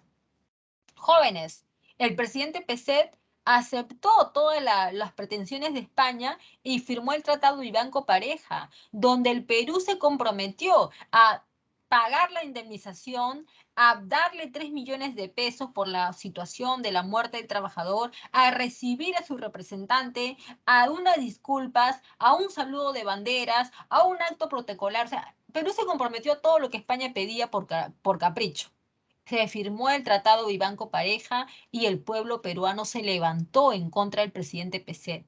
Desde Arequipa, el militar Mariano Ignacio Prado destituyó a Peset eliminó el Tratado de Banco Pareja y le declaró la guerra a España. Para ello buscamos el apoyo de Ecuador, de Chile y de Bolivia y se formó la cuádruple alianza. Si somos sinceros, tendríamos que decir que el único país que nos ayudó fue Chile, porque la guerra con España fue una guerra naval y se necesitaban barcos. Bolivia y Ecuador no tenían barcos, solamente Chile tenía barcos, por eso que Chile realmente fue quien nos ayudó. Bueno, chicos, los combates son el de Aptao, donde pues España no acepta que la derrotaron, bueno, no hay un claro vencedor. Luego Chile va a ser bombardeada, ¿no? Ese es el bombardeo de su puerto de Valparaíso. Y finalmente se da el combate el 2 de mayo frente al Callao.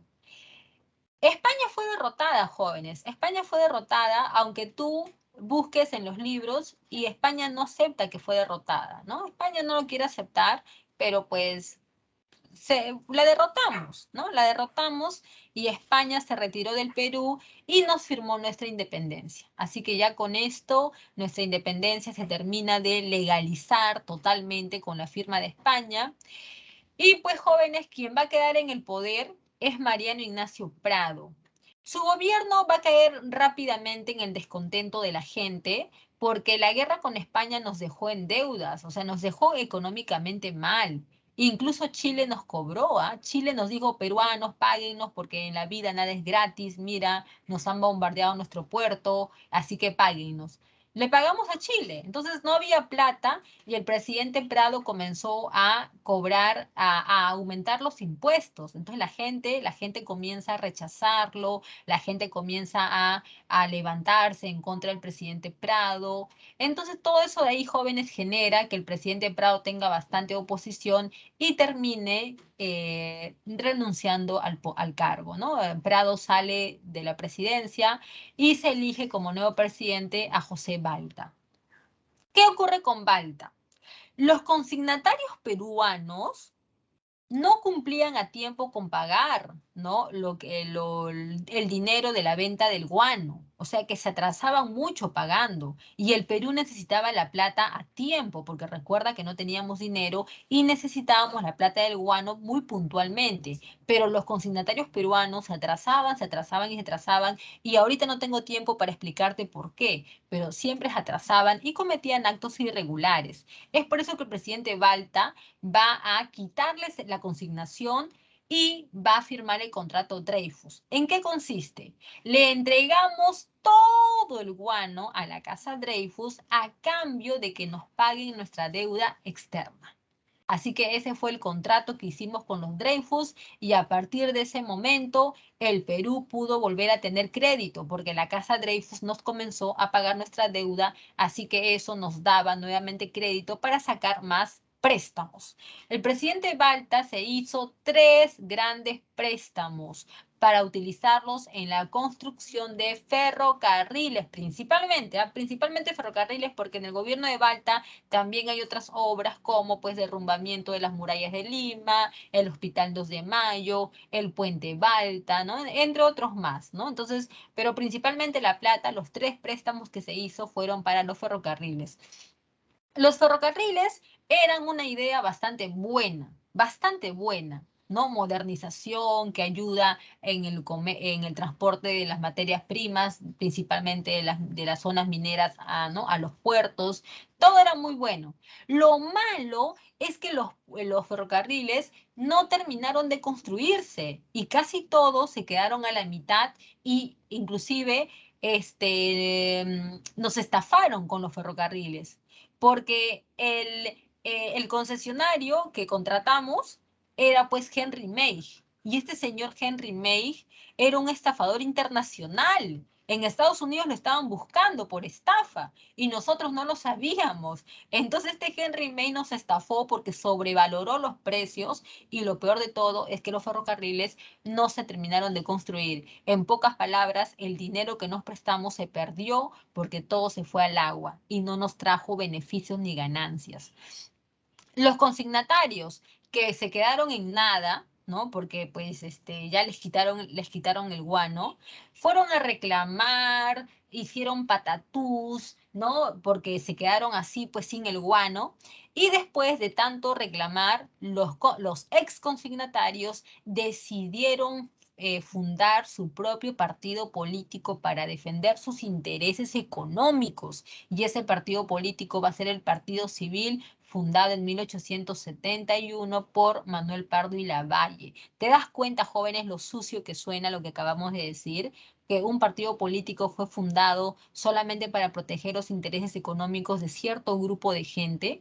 Pues no suena triste, pero esa es la realidad. El Partido Civil nació de esa manera, de los ex consignatarios del guano que al no poder hacer realidad sus pretensiones económicas, tuvieron que fundar su propio partido político para poder llegar al poder y beneficiarse.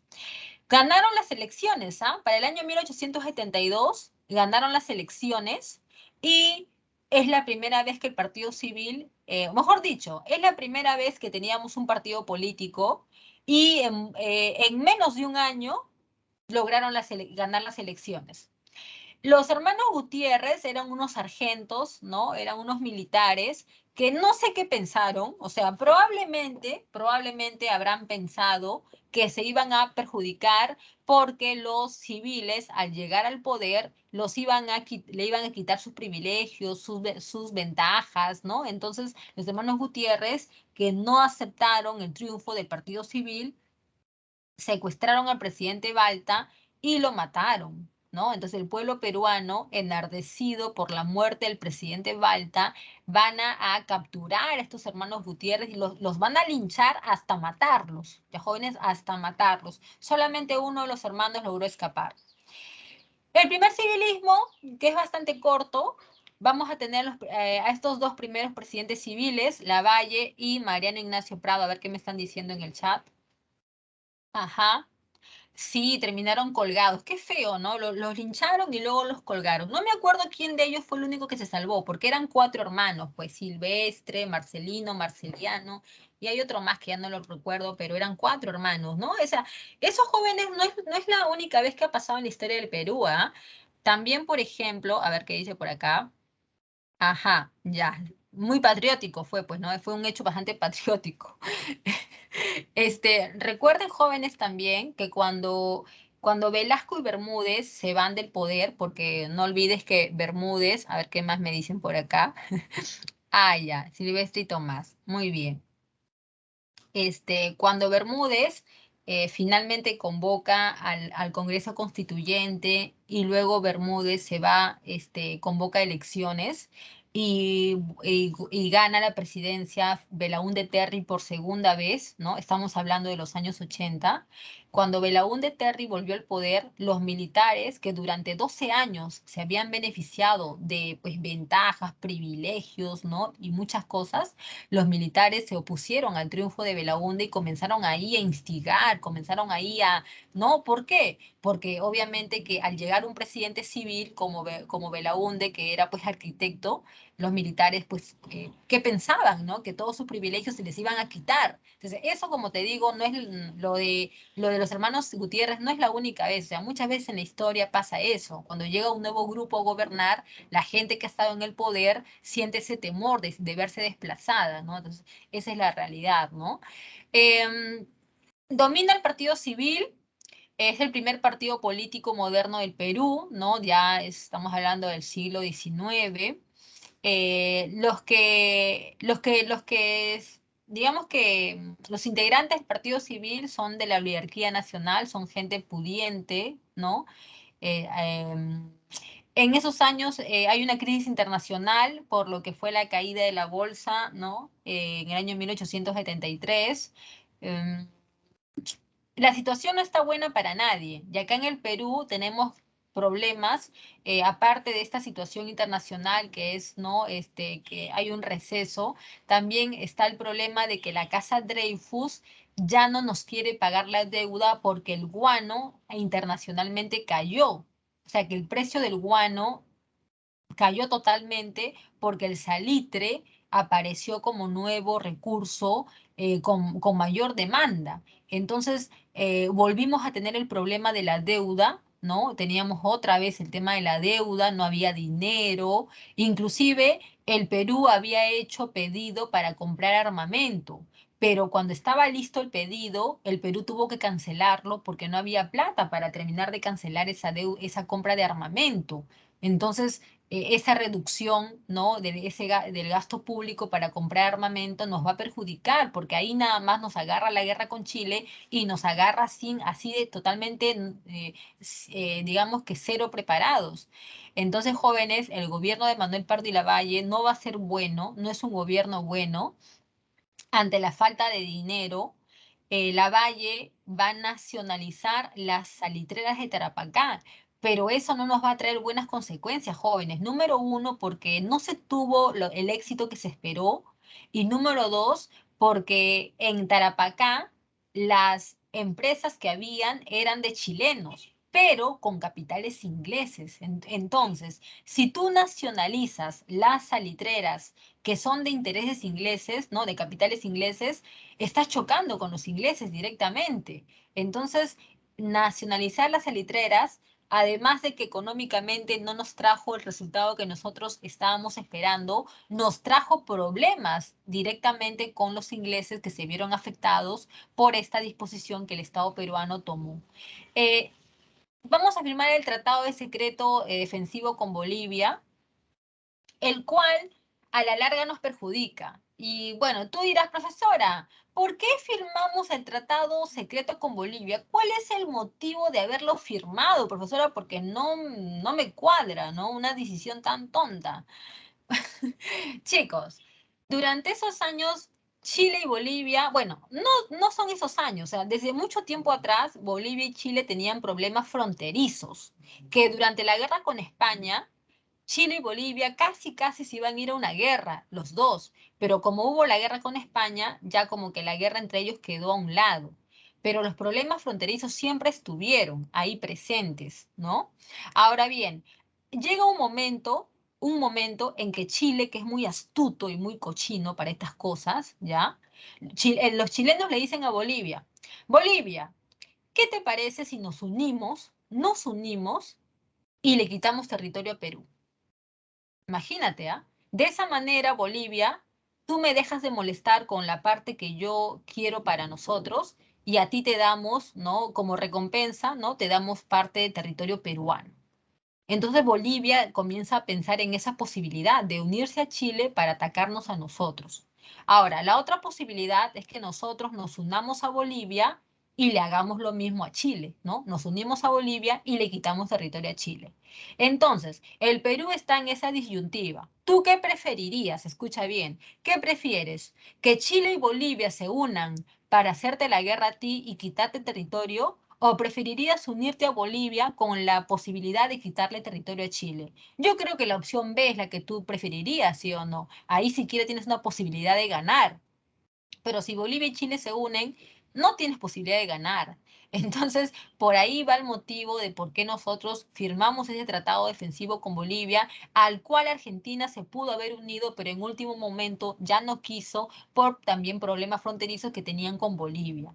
Lo cierto, jóvenes, es que cuando Chile se entera de este tratado, Chile lo vio como una amenaza y tú también lo hubieras visto de esa manera, porque imagínate que tú estás sentado en la pre y tienes a tu lado a tu amigo que se llama José, bueno, a tu amigo no, tu enemigo con el que te llevas mal, ¿no? A tu lado izquierdo y a tu otro lado tienes a un pata que es neutral, ¿no? Entonces tú ves que los dos se unen y que tú estás en el medio.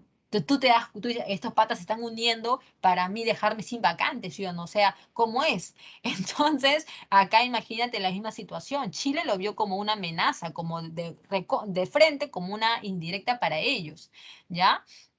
En el gobierno de Manuel Pardo Valle, en el aspecto militar, vamos a tener varias bajas, ¿no? O sea, ya no compramos armamento, lo cancelamos, se elimina el servicio militar obligatorio que había, ¿no? Entonces, ¿por qué, profesora? Porque no había plata, para empezar. Y segundo, porque los presidentes civiles no suelen apoyar los motivos militares. Más bien, los presidentes civiles lo que sí apoyan son los temas de educación, de cultura. Y acá claramente tú lo vas a ver, ¿no? Por ejemplo, la creación de la Escuela de Ingenieros Civiles y de Minas, que actualmente es la UNI, ¿no? La Escuela de Ingenieros Agrarios, que actualmente es la Universidad Agraria, ¿no? Y la reforma de la Universidad de San Marcos. O sea, todos los presidentes civiles que tú vas a ver de aquí en adelante siempre apuntan más a la educación que a lo militar. Eso es una característica de los presidentes civiles.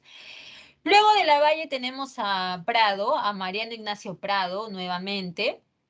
Y ya con él nos agarra la guerra con Chile, pues jóvenes, nos agarra la guerra con Chile. Vamos a ver qué pasó, vamos de frente a la guerra para ver qué sucedió. La guerra con Chile, que dura 4 años, aunque los chilenos sangrones pensaron que nos podían derrotar solamente en un año, ¿ah? Así jóvenes, la historiografía chilena menciona que ellos pensaban que nos podían derrotar en cuestión de meses, un año a lo mucho. Bueno, eso es lo que habla la historiografía de los chilenos, ¿no? Sus libros. La guerra no era con nosotros, la guerra era con Bolivia, o sea, el problema de Chile era con Bolivia. ¿Ves en el mapa? Voy a ponerlo en tamaño más grande. En el mapa tú ves esa parte amarilla de Bolivia, que es Antofagasta, ¿no? Esa zona es desierto, ¿no? Era zona desértica donde se va a descubrir salitre. Entonces los chilenos van a comenzar a comercializar con ese salitre. Recuerda que esas empresas chilenas eran de capitales ingleses, ¿ya? Así que ese detalle no lo olvides. Ahora bien, hay un presidente boliviano corrupto, ¿ya? Mariano Melgarejo, que va a hacer un tratado con los chilenos en donde les va a exonerar de pagar impuestos durante unos 25 o 20 años. Entonces los chilenos con esa exoneración van a comenzar a explotar salitre hasta que llega el nuevo presidente boliviano llamado Hilarión Daza. Hilarión Daza habla con los chilenos y les dice, chilenos, si ustedes quieren seguir explotando el salitre boliviano, tienen que pagar 10 centavos por cada quintal de salitre que ustedes extraigan. Los chilenos no quisieron. Le dijeron, señor Daza, acá tenemos el contrato que el anterior presidente, Mariano Melgarejo, nos ha firmado donde nos está exonerando de pagar. Entonces Hilarión Daza les dijo, bueno, a mí no me importa que han firmado, pero ahora yo soy el presidente y ustedes tienen que pagar esto. Los chilenos no quisieron y es por eso que el presidente de Bolivia mandó a confiscar sus ferrocarriles, todas sus maquinarias y los puso en remate. Entonces los chilenos, los empresarios chilenos, fueron llorando a su gobierno a quejarse, ¿no? De la disposición del presidente boliviano. Entonces el gobierno chileno, para apoyar a sus empresarios, va a trasladar sus tropas a la zona de Antofagasta. Ya eso es claramente una amenaza ya militar, acá ya hay una tensión de una posible guerra. Entonces, Bolivia, ante esta situación, nos llama a nosotros y nos pide su apoyo, ¿no? Peruanos, ustedes son nuestros aliados, hagan algo. ¿Qué hace Perú? Manda una misión diplomática a cargo de este personaje, Antonio de Lavalle. Los chilenos rechazaron a Lavalle. Le dijeron, oye, no seas atorrante, pues, ¿cómo vas a venir a hacer de intermediario si todos sabemos que tú eres aliado de los chilenos? O sea, el Perú es aliado de Bolivia. Entonces, para que tú seas intermediario, tendrías que ser neutral, pero tú eres aliado de Bolivia. Así que, pues, nos rechazaron nuestra misión diplomática y por chistosos, nos declararon la guerra el 5 de abril de 1879. La guerra empezó, jóvenes, ¿no? Nos metieron en una guerra sin que nos dimos cuenta. En la imagen tienes a Aníbal Pinto, presidente de Chile en ese momento, porque después llega otro que es Domingo Santamaría, y a la otra parte tienes al presidente peruano Mariano Ignacio Prado, ¿ya? Que era presidente del Perú en ese momento. Vamos con la guerra. El primer escenario fue el mar, ¿ya? Acá el objetivo es dominar el mar, dominar el comercio, ¿no? Las líneas de comercio. Jóvenes, como estamos resumiendo, vamos a tener que ir a las acciones así principales. En el combate de Iquique vamos a destacar porque, digamos que vamos a tener algunas acciones destacadas, pero cuando ya estábamos, digamos, en lo mejor, ¿no? Nuestra independencia se va a terminar hundiendo. O sea, la independencia, nuestra independencia era nuestro mejor barco, era el barco blindado más grande que teníamos. Entonces, nuestra independencia, por perseguir a la Esmeralda, ¿no? Barco chileno, por perseguirla, la independencia encalla y se hunde, ¿no? Entonces, que tontamente perdimos nuestro barco, ¿ya? Ajá. Sí, pues, ¿no? Los chilenos tenían, pues, un apoyo. Tenían su apoyo, ahí tenían alguien que los protegía, ¿no? Los ingleses, pues, ¿no? Entonces los chilenos ya estaban confiados. Aunque tampoco ni creas, ¿ah? Porque por ahí los historiadores dicen que ni Chile ni Perú estaban preparados para la guerra. No estábamos preparados ninguno de los dos, con la diferencia de que los chilenos tenían el apoyo de Inglaterra, ¿no? Esa es la pequeña diferencia. Perdimos la independencia de manera, pues, un poco absurda, y lo que continúa son las correrías del Huáscar. El Huáscar era un monitor pequeñito de 1.200 toneladas.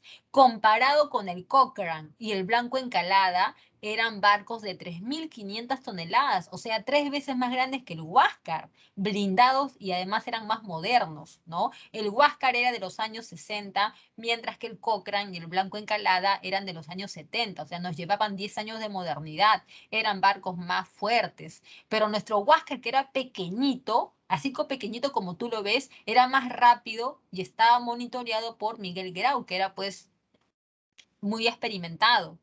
Bueno, chicos, después de medio año en que el Huáscar atacó a los chilenos, ¿ya? Finalmente al Huáscar lo van a hundir, lo van a bombardear y lo van a hundir. Murieron todos sus tripulantes, incluido Grau, que es nuestro máximo héroe nacional, así como para los chilenos lo es Arturo Prat. Para nosotros nuestro máximo héroe es Miguel Grau. Era el caballero de los mares porque realmente era un caballero que rescataba a los enemigos, ¿no? Y eso los chilenos nunca, jamás se compararían, inclusive ellos eran bastante cobardes en el campo de batalla porque aplicaban la técnica del repase, ¿no? Cuando veían a alguien tirado, ahí desangrándose, iban y le daban otra puñalada para matarlo, ¿no? Entonces eran deshonestos, ¿no? Peleando, muy cobardes. Entonces Huáscar, el Huáscar se hundió, bueno, no se hundió, ¿no? Los chilenos lo van a capturar y se lo van a llevar como señal de victoria. Jóvenes, en el combate de Angamos perdimos la campaña marítima. Sigue la campaña terrestre y comienza en el sur, ¿no? Los chilenos nos van a atacar por el sur y ahí van a haber varias batallas, jóvenes, ¿ya? Varias batallas. La única en la que ganamos y que no fue decisiva es la batalla de Tarapacá. Fue la única pequeña victoria, pero no cambió nada, pues no cambió nada porque las demás batallas nos derrotaron, ¿no? La batalla de San Francisco, la batalla de Pisagua, ¿no? Los Ángeles, bueno, Arica, son varias batallas. Lo que sí hay que mencionar, ¿no? O nos corresponde mencionar es pues las acciones de nuestros héroes, ¿no? Alfonso Ugarte y Francisco Bolognesi. Chicos, las acciones de esos militares es bastante loable porque ellos eran personajes pudientes, jóvenes, eran de familias acomodadas. Bien pudieron haberse ido, pero no fue así. Se quedaron acá y dieron su vida. Si hubiera una guerra con Chile ahorita mismo y tú sabes que los chilenos están mejor preparados que nosotros y tú tuvieras tu dinerito, tú no pensarías remotamente en agarrar a tus hijos, agarrar a tus padres que son mayores e irte del Perú durante unos años y ya regresar cuando esto se termine. ¿No lo pensarías al menos? Muchos ahí estarán pensando, sí, no, profesora, me iría, tendría hijos pequeños, me voy, porque acá nos quedamos, ¿qué nos pasaría, no? Durante 2, 3, 4 años que dure la guerra, ¿qué ocurriría? Entonces, durante ese tiempo muchas familias se fueron del Perú, ¿ah? Muchas familias se fueron, y los que quedaron realmente sí demuestran su amor por la patria, ¿no? Muy bien. Nos derrotaron finalmente. También en esta etapa Bolivia nos abandonó. Bolivia se fue después de la batalla del Alto de la Alianza y ya no regresó nunca más, ¿no? Se fue, chao peruanos, que les vaya bien, suerte, y se fueron, nos dejaron. Perdimos, jóvenes, la campaña en el sur y el siguiente paso es el ingreso de Chile a Lima, ¿no? La campaña de Lima. Los limeños tuvimos que cuidar nuestra capital, tuvimos que los varones, ¿no? Los hombres digamos que se presentaron para poder formar filas defensivas, ¿no? Ahí jóvenes estudiantes de la UNI, estudiantes del Colegio Guadalupe, ¿no? Que en esos años los estudiantes no eran pues chiquillos de 15, 16 años, ¿no? En ese entonces los que estudiaban eran gente mayor, ¿no? 20, 20 y algo de años, ¿no? Ha cambiado los tiempos, ¿no? Ahora un mocosito de 15 años está terminando la secundaria. En ese entonces los que estudiaban el quinto eran gente de más de 20 años, ¿no? Hombres más maduros. Los de San Marcos también fueron jóvenes. Los de la pre no fueron, ¿ya? Los de la pre no te preocupes porque no llamaron a los de la pre, solamente estudiantes. Jóvenes, los chilenos nos derrotaron en San Juan y en Miraflores. Nos derrotaron. Y lo que viene después es bastante triste, ¿no? Porque se van a quedar acá en Lima durante 2 años, ¿ya? Durante 2 años. Profesora, ¿qué hicieron los chilenos acá en Lima durante 2 años? Esperar que un presidente les firme entrega de territorio, porque los chilenos querían que le entregáramos territorio, Tarapacá, Arica y Tacna. Esas eran las pretensiones de los chilenos. Mientras eso ocurría, acá nuestros presidentes desfilaban como certamen de belleza. Primero se fue Mariano Ignacio Prado de Europa a comprar armamento y dejó encargado la presidencia a Luis Lapuerta. El caudillo Nicolás de Piérola destituyó al anciano Lapuerta y se proclamó presidente. Cuando los chilenos entraron en Lima, Nicolás de Piérola se acobardó y se fue dejándonos solos. En ese momento tuvimos que nombrar como presidente a Francisco García Calderón. Los chilenos lo invitaron a Chile para conversar y le dijeron, terminamos la guerra pero nos entregan territorio. García Calderón no quiso y los chilenos lo humillaron. Acá en Lima proclamaron como presidente a Lizardo Montero. Cáceres escribió cartas a Lizardo Montero y se han encontrado esas cartas donde le dice, Lizardo Montero, envíame una tropa de 10.000 hombres y te devuelvo la capital, porque Cáceres en la Sierra Central tuvo algunas victorias con el apoyo de las montoneras, ¿no? El Marcavalle, Concepción, Pucará, fueron batallas que Cáceres ganó, pero Lizardo Montero nunca lo ayudó. Profesora, ¿por qué no lo ayudó? ¿No pudo ayudarlo o son otros motivos personalistas? No lo sabemos jóvenes a ciencia cierta, ¿no? De repente más por personalismo que por otra cosa, pero Montero no ayudó a Cáceres, lo dejó solo. Y pues jóvenes, ya lo último es que la guerra termina con el manifiesto de Montán de Miguel Iglesias. Miguel Iglesias, que fue un destacado héroe de la guerra, hay que decirlo porque también fue un héroe nacional, él era hacendado. Y cuando las haciendas del norte comenzaron a verse perjudicadas porque Patricio Lynch cobraba cupos de guerra, ahí es ahí donde Miguel Iglesias y los hacendados van a buscar acabar con la guerra. En el manifiesto de Montán, la guerra termina, pero nos comprometemos a entregar territorio. Muy bien, chicos. Cáceres lo derrotan en Huamachuco y al año siguiente, para el año 1884, se firma el Tratado de Ancón, donde vamos a perder para siempre Tarapacá y Arica y Tacna tan solo por 10 años. Económicas consecuencias, hay muchas muertes, infraestructura dañada, comercio paralizado, la producción del campo se paralizó también, conflictos sociales, etcétera, ya jóvenes, así que vamos a ver por acá hasta dónde podemos llegar. Como te mencioné, el segundo militarismo va a llegar después de la guerra con Chile. Es un poco corto, ¿no? Porque básicamente tenemos a Cáceres, a Iglesias y a Bermúdez, ¿no? O sea, esos personajes básicamente como presidentes. ¿Por qué gobiernan los militares? Porque el partido civil entra en crisis. La gente, el pueblo peruano, no confía en el partido civil, no confía, no sirvieron para gobernar, así que no confiamos en ellos. Vuelven los caudillismos militares, ¿no? Cáceres, Iglesias, ¿no? Aparecen nuevos partidos políticos, ¿no? Unión Nacional, el Partido Liberal, el Partido Demócrata, el Partido Constitucional, ¿no? La Unión Nacional, por ejemplo, era de Manuel González Prada, ¿no? El Partido Demócrata de Pierola, el Partido Constitucional de Cáceres, el Partido Liberal de José María Quimper, ¿no? Entre otros más. Económicamente estamos muy mal por los grandes gastos de la guerra y van a haber muchos problemas sociales durante estos años. En el gobierno de Iglesias, básicamente son dos cosas las más importantes. Número uno, la firma del Tratado de Ancón, y número dos, la reapertura de las instituciones públicas y culturales, como la Universidad de San Marcos, la Biblioteca Nacional, que dicho sea de paso, durante los años de la guerra, cuando los chilenos estuvieron en Lima, los chilenos se habían establecido en la Universidad de San Marcos, en la Biblioteca Nacional, en el Palacio de la Exposición y en la Casona de San Marcos. Dicen que la Casona de San Marcos, la Casona, que es un lugar ilustre, de mucha historia, ¿no? Intelectual, ahí los chilenos guardaban a sus caballos y ahí los caballos hacían la caca en nuestra casona. ¿Por qué lo hacían? Para humillarnos. Pues para humillarnos, ¿para qué más? Muy bien. El gobierno de Iglesias termina cuando Cáceres le da, pues, lo derrota, ¿no? Finalmente Cáceres lo derrota porque durante esos años ellos estaban enfrentando en una guerra civil y finalmente Cáceres lo derrota.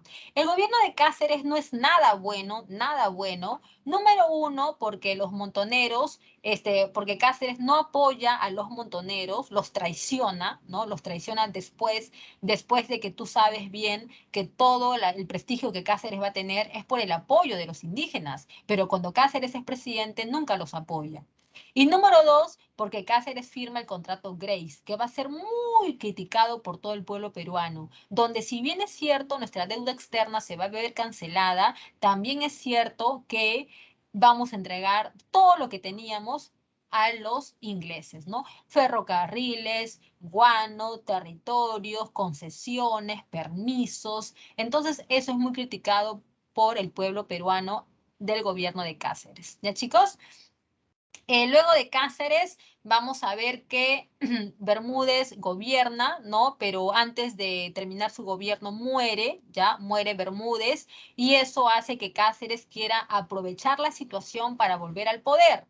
Pero no lo va a poder, o sea, no se va a consolidar su gobierno porque se va a formar la coalición nacional. El Partido Demócrata de Pierola, una facción del Partido Civil y el apoyo de los indígenas. Van a formar la coalición nacional que van a derrotar a Cáceres y de esa manera, pues Cáceres, su gobierno solamente son algunos meses y se proclama presidente a Nicolás de Pierola. Jóvenes, por aquí nos vamos quedando porque el tiempo ya se nos fue. Lo que te puedo decir de Pierola es que su gobierno es el verdadero gobierno de la reconstrucción nacional. Este señor sí va a realizar la reconstrucción nacional y para muchos historiadores es el mejor presidente del siglo XIX junto con Ramón Castilla. Su gobierno va a impulsar un montón de obras públicas a través del Ministerio de Fomento. El Perú va a tener una moneda de oro muy parecida a la libra esterlina, es la famosa libra peruana de oro. Se da el boom del caucho que nos va a traer un montón de ganancias y se va a explorar la selva, ¿no? Justamente por este motivo. Se crea la Sociedad Anónima de Recaudación de Impuestos que años después, escucha bien, años después se va a convertir en el Banco de la Nación. ¿Ya? Pero aparece acá con Pierola como la Sociedad Anónima de Recaudación de Impuestos y el pueblo peruano lo llamaba la recaudadora, así le decían a esta institución. La misión Clemen para profesionalizar el servicio militar, la Escuela Militar de Chorrillos también, y lo único discutible es la reforma electoral, donde el voto se hace directo, pero solamente para alfabetos. Es lo que le podíamos criticar a Cáceres, ¿no? Digo, a Pierola, esta reforma electoral que fue tan discriminatoria con la población analfabeta. Jóvenes, este cachito se los voy a deber, lo de la República Aristocrática, ya lo veremos la siguiente semana, porque ahorita, ya no, chicos, ahorita ya no hay tiempo, ¿ya? Por favor. Se tomen la captura. Tomen la línea de tiempo, por favor, que siempre ustedes lo utilizan, les sirve, ¿no? Para repasar. Y les voy a dar las claves. A ver, vamos a ver. Claves, ¿dónde están? Por acá están. Número uno, si mal no me equivoco, es la A. A ver, déjenme. Ahí está, ¿ves? La número uno es la A. La 2 también es la A. La 3 es la B. La 4 es la ¿Dónde estás? La A. Y la 5 es la D de dado. Listo, chicos. Volvamos al aula porque ustedes tienen que descansar. No me puedo pasar. Ya está. Ya dejé de compartir. Ya les di las claves. Les debo los años de la República Aristocrática. Y nos vemos la siguiente semana. Ya, chicos, cuídense mucho. Estudien. Que les vaya bien en lo que continúa del día y toda la semana, obviamente, ¿no? Ya. Gracias, chicos. Gracias a ustedes. Cuídense mucho. Nos vemos. Kevin, Joana, Jeremy, Priscila. Nos vemos. Chao.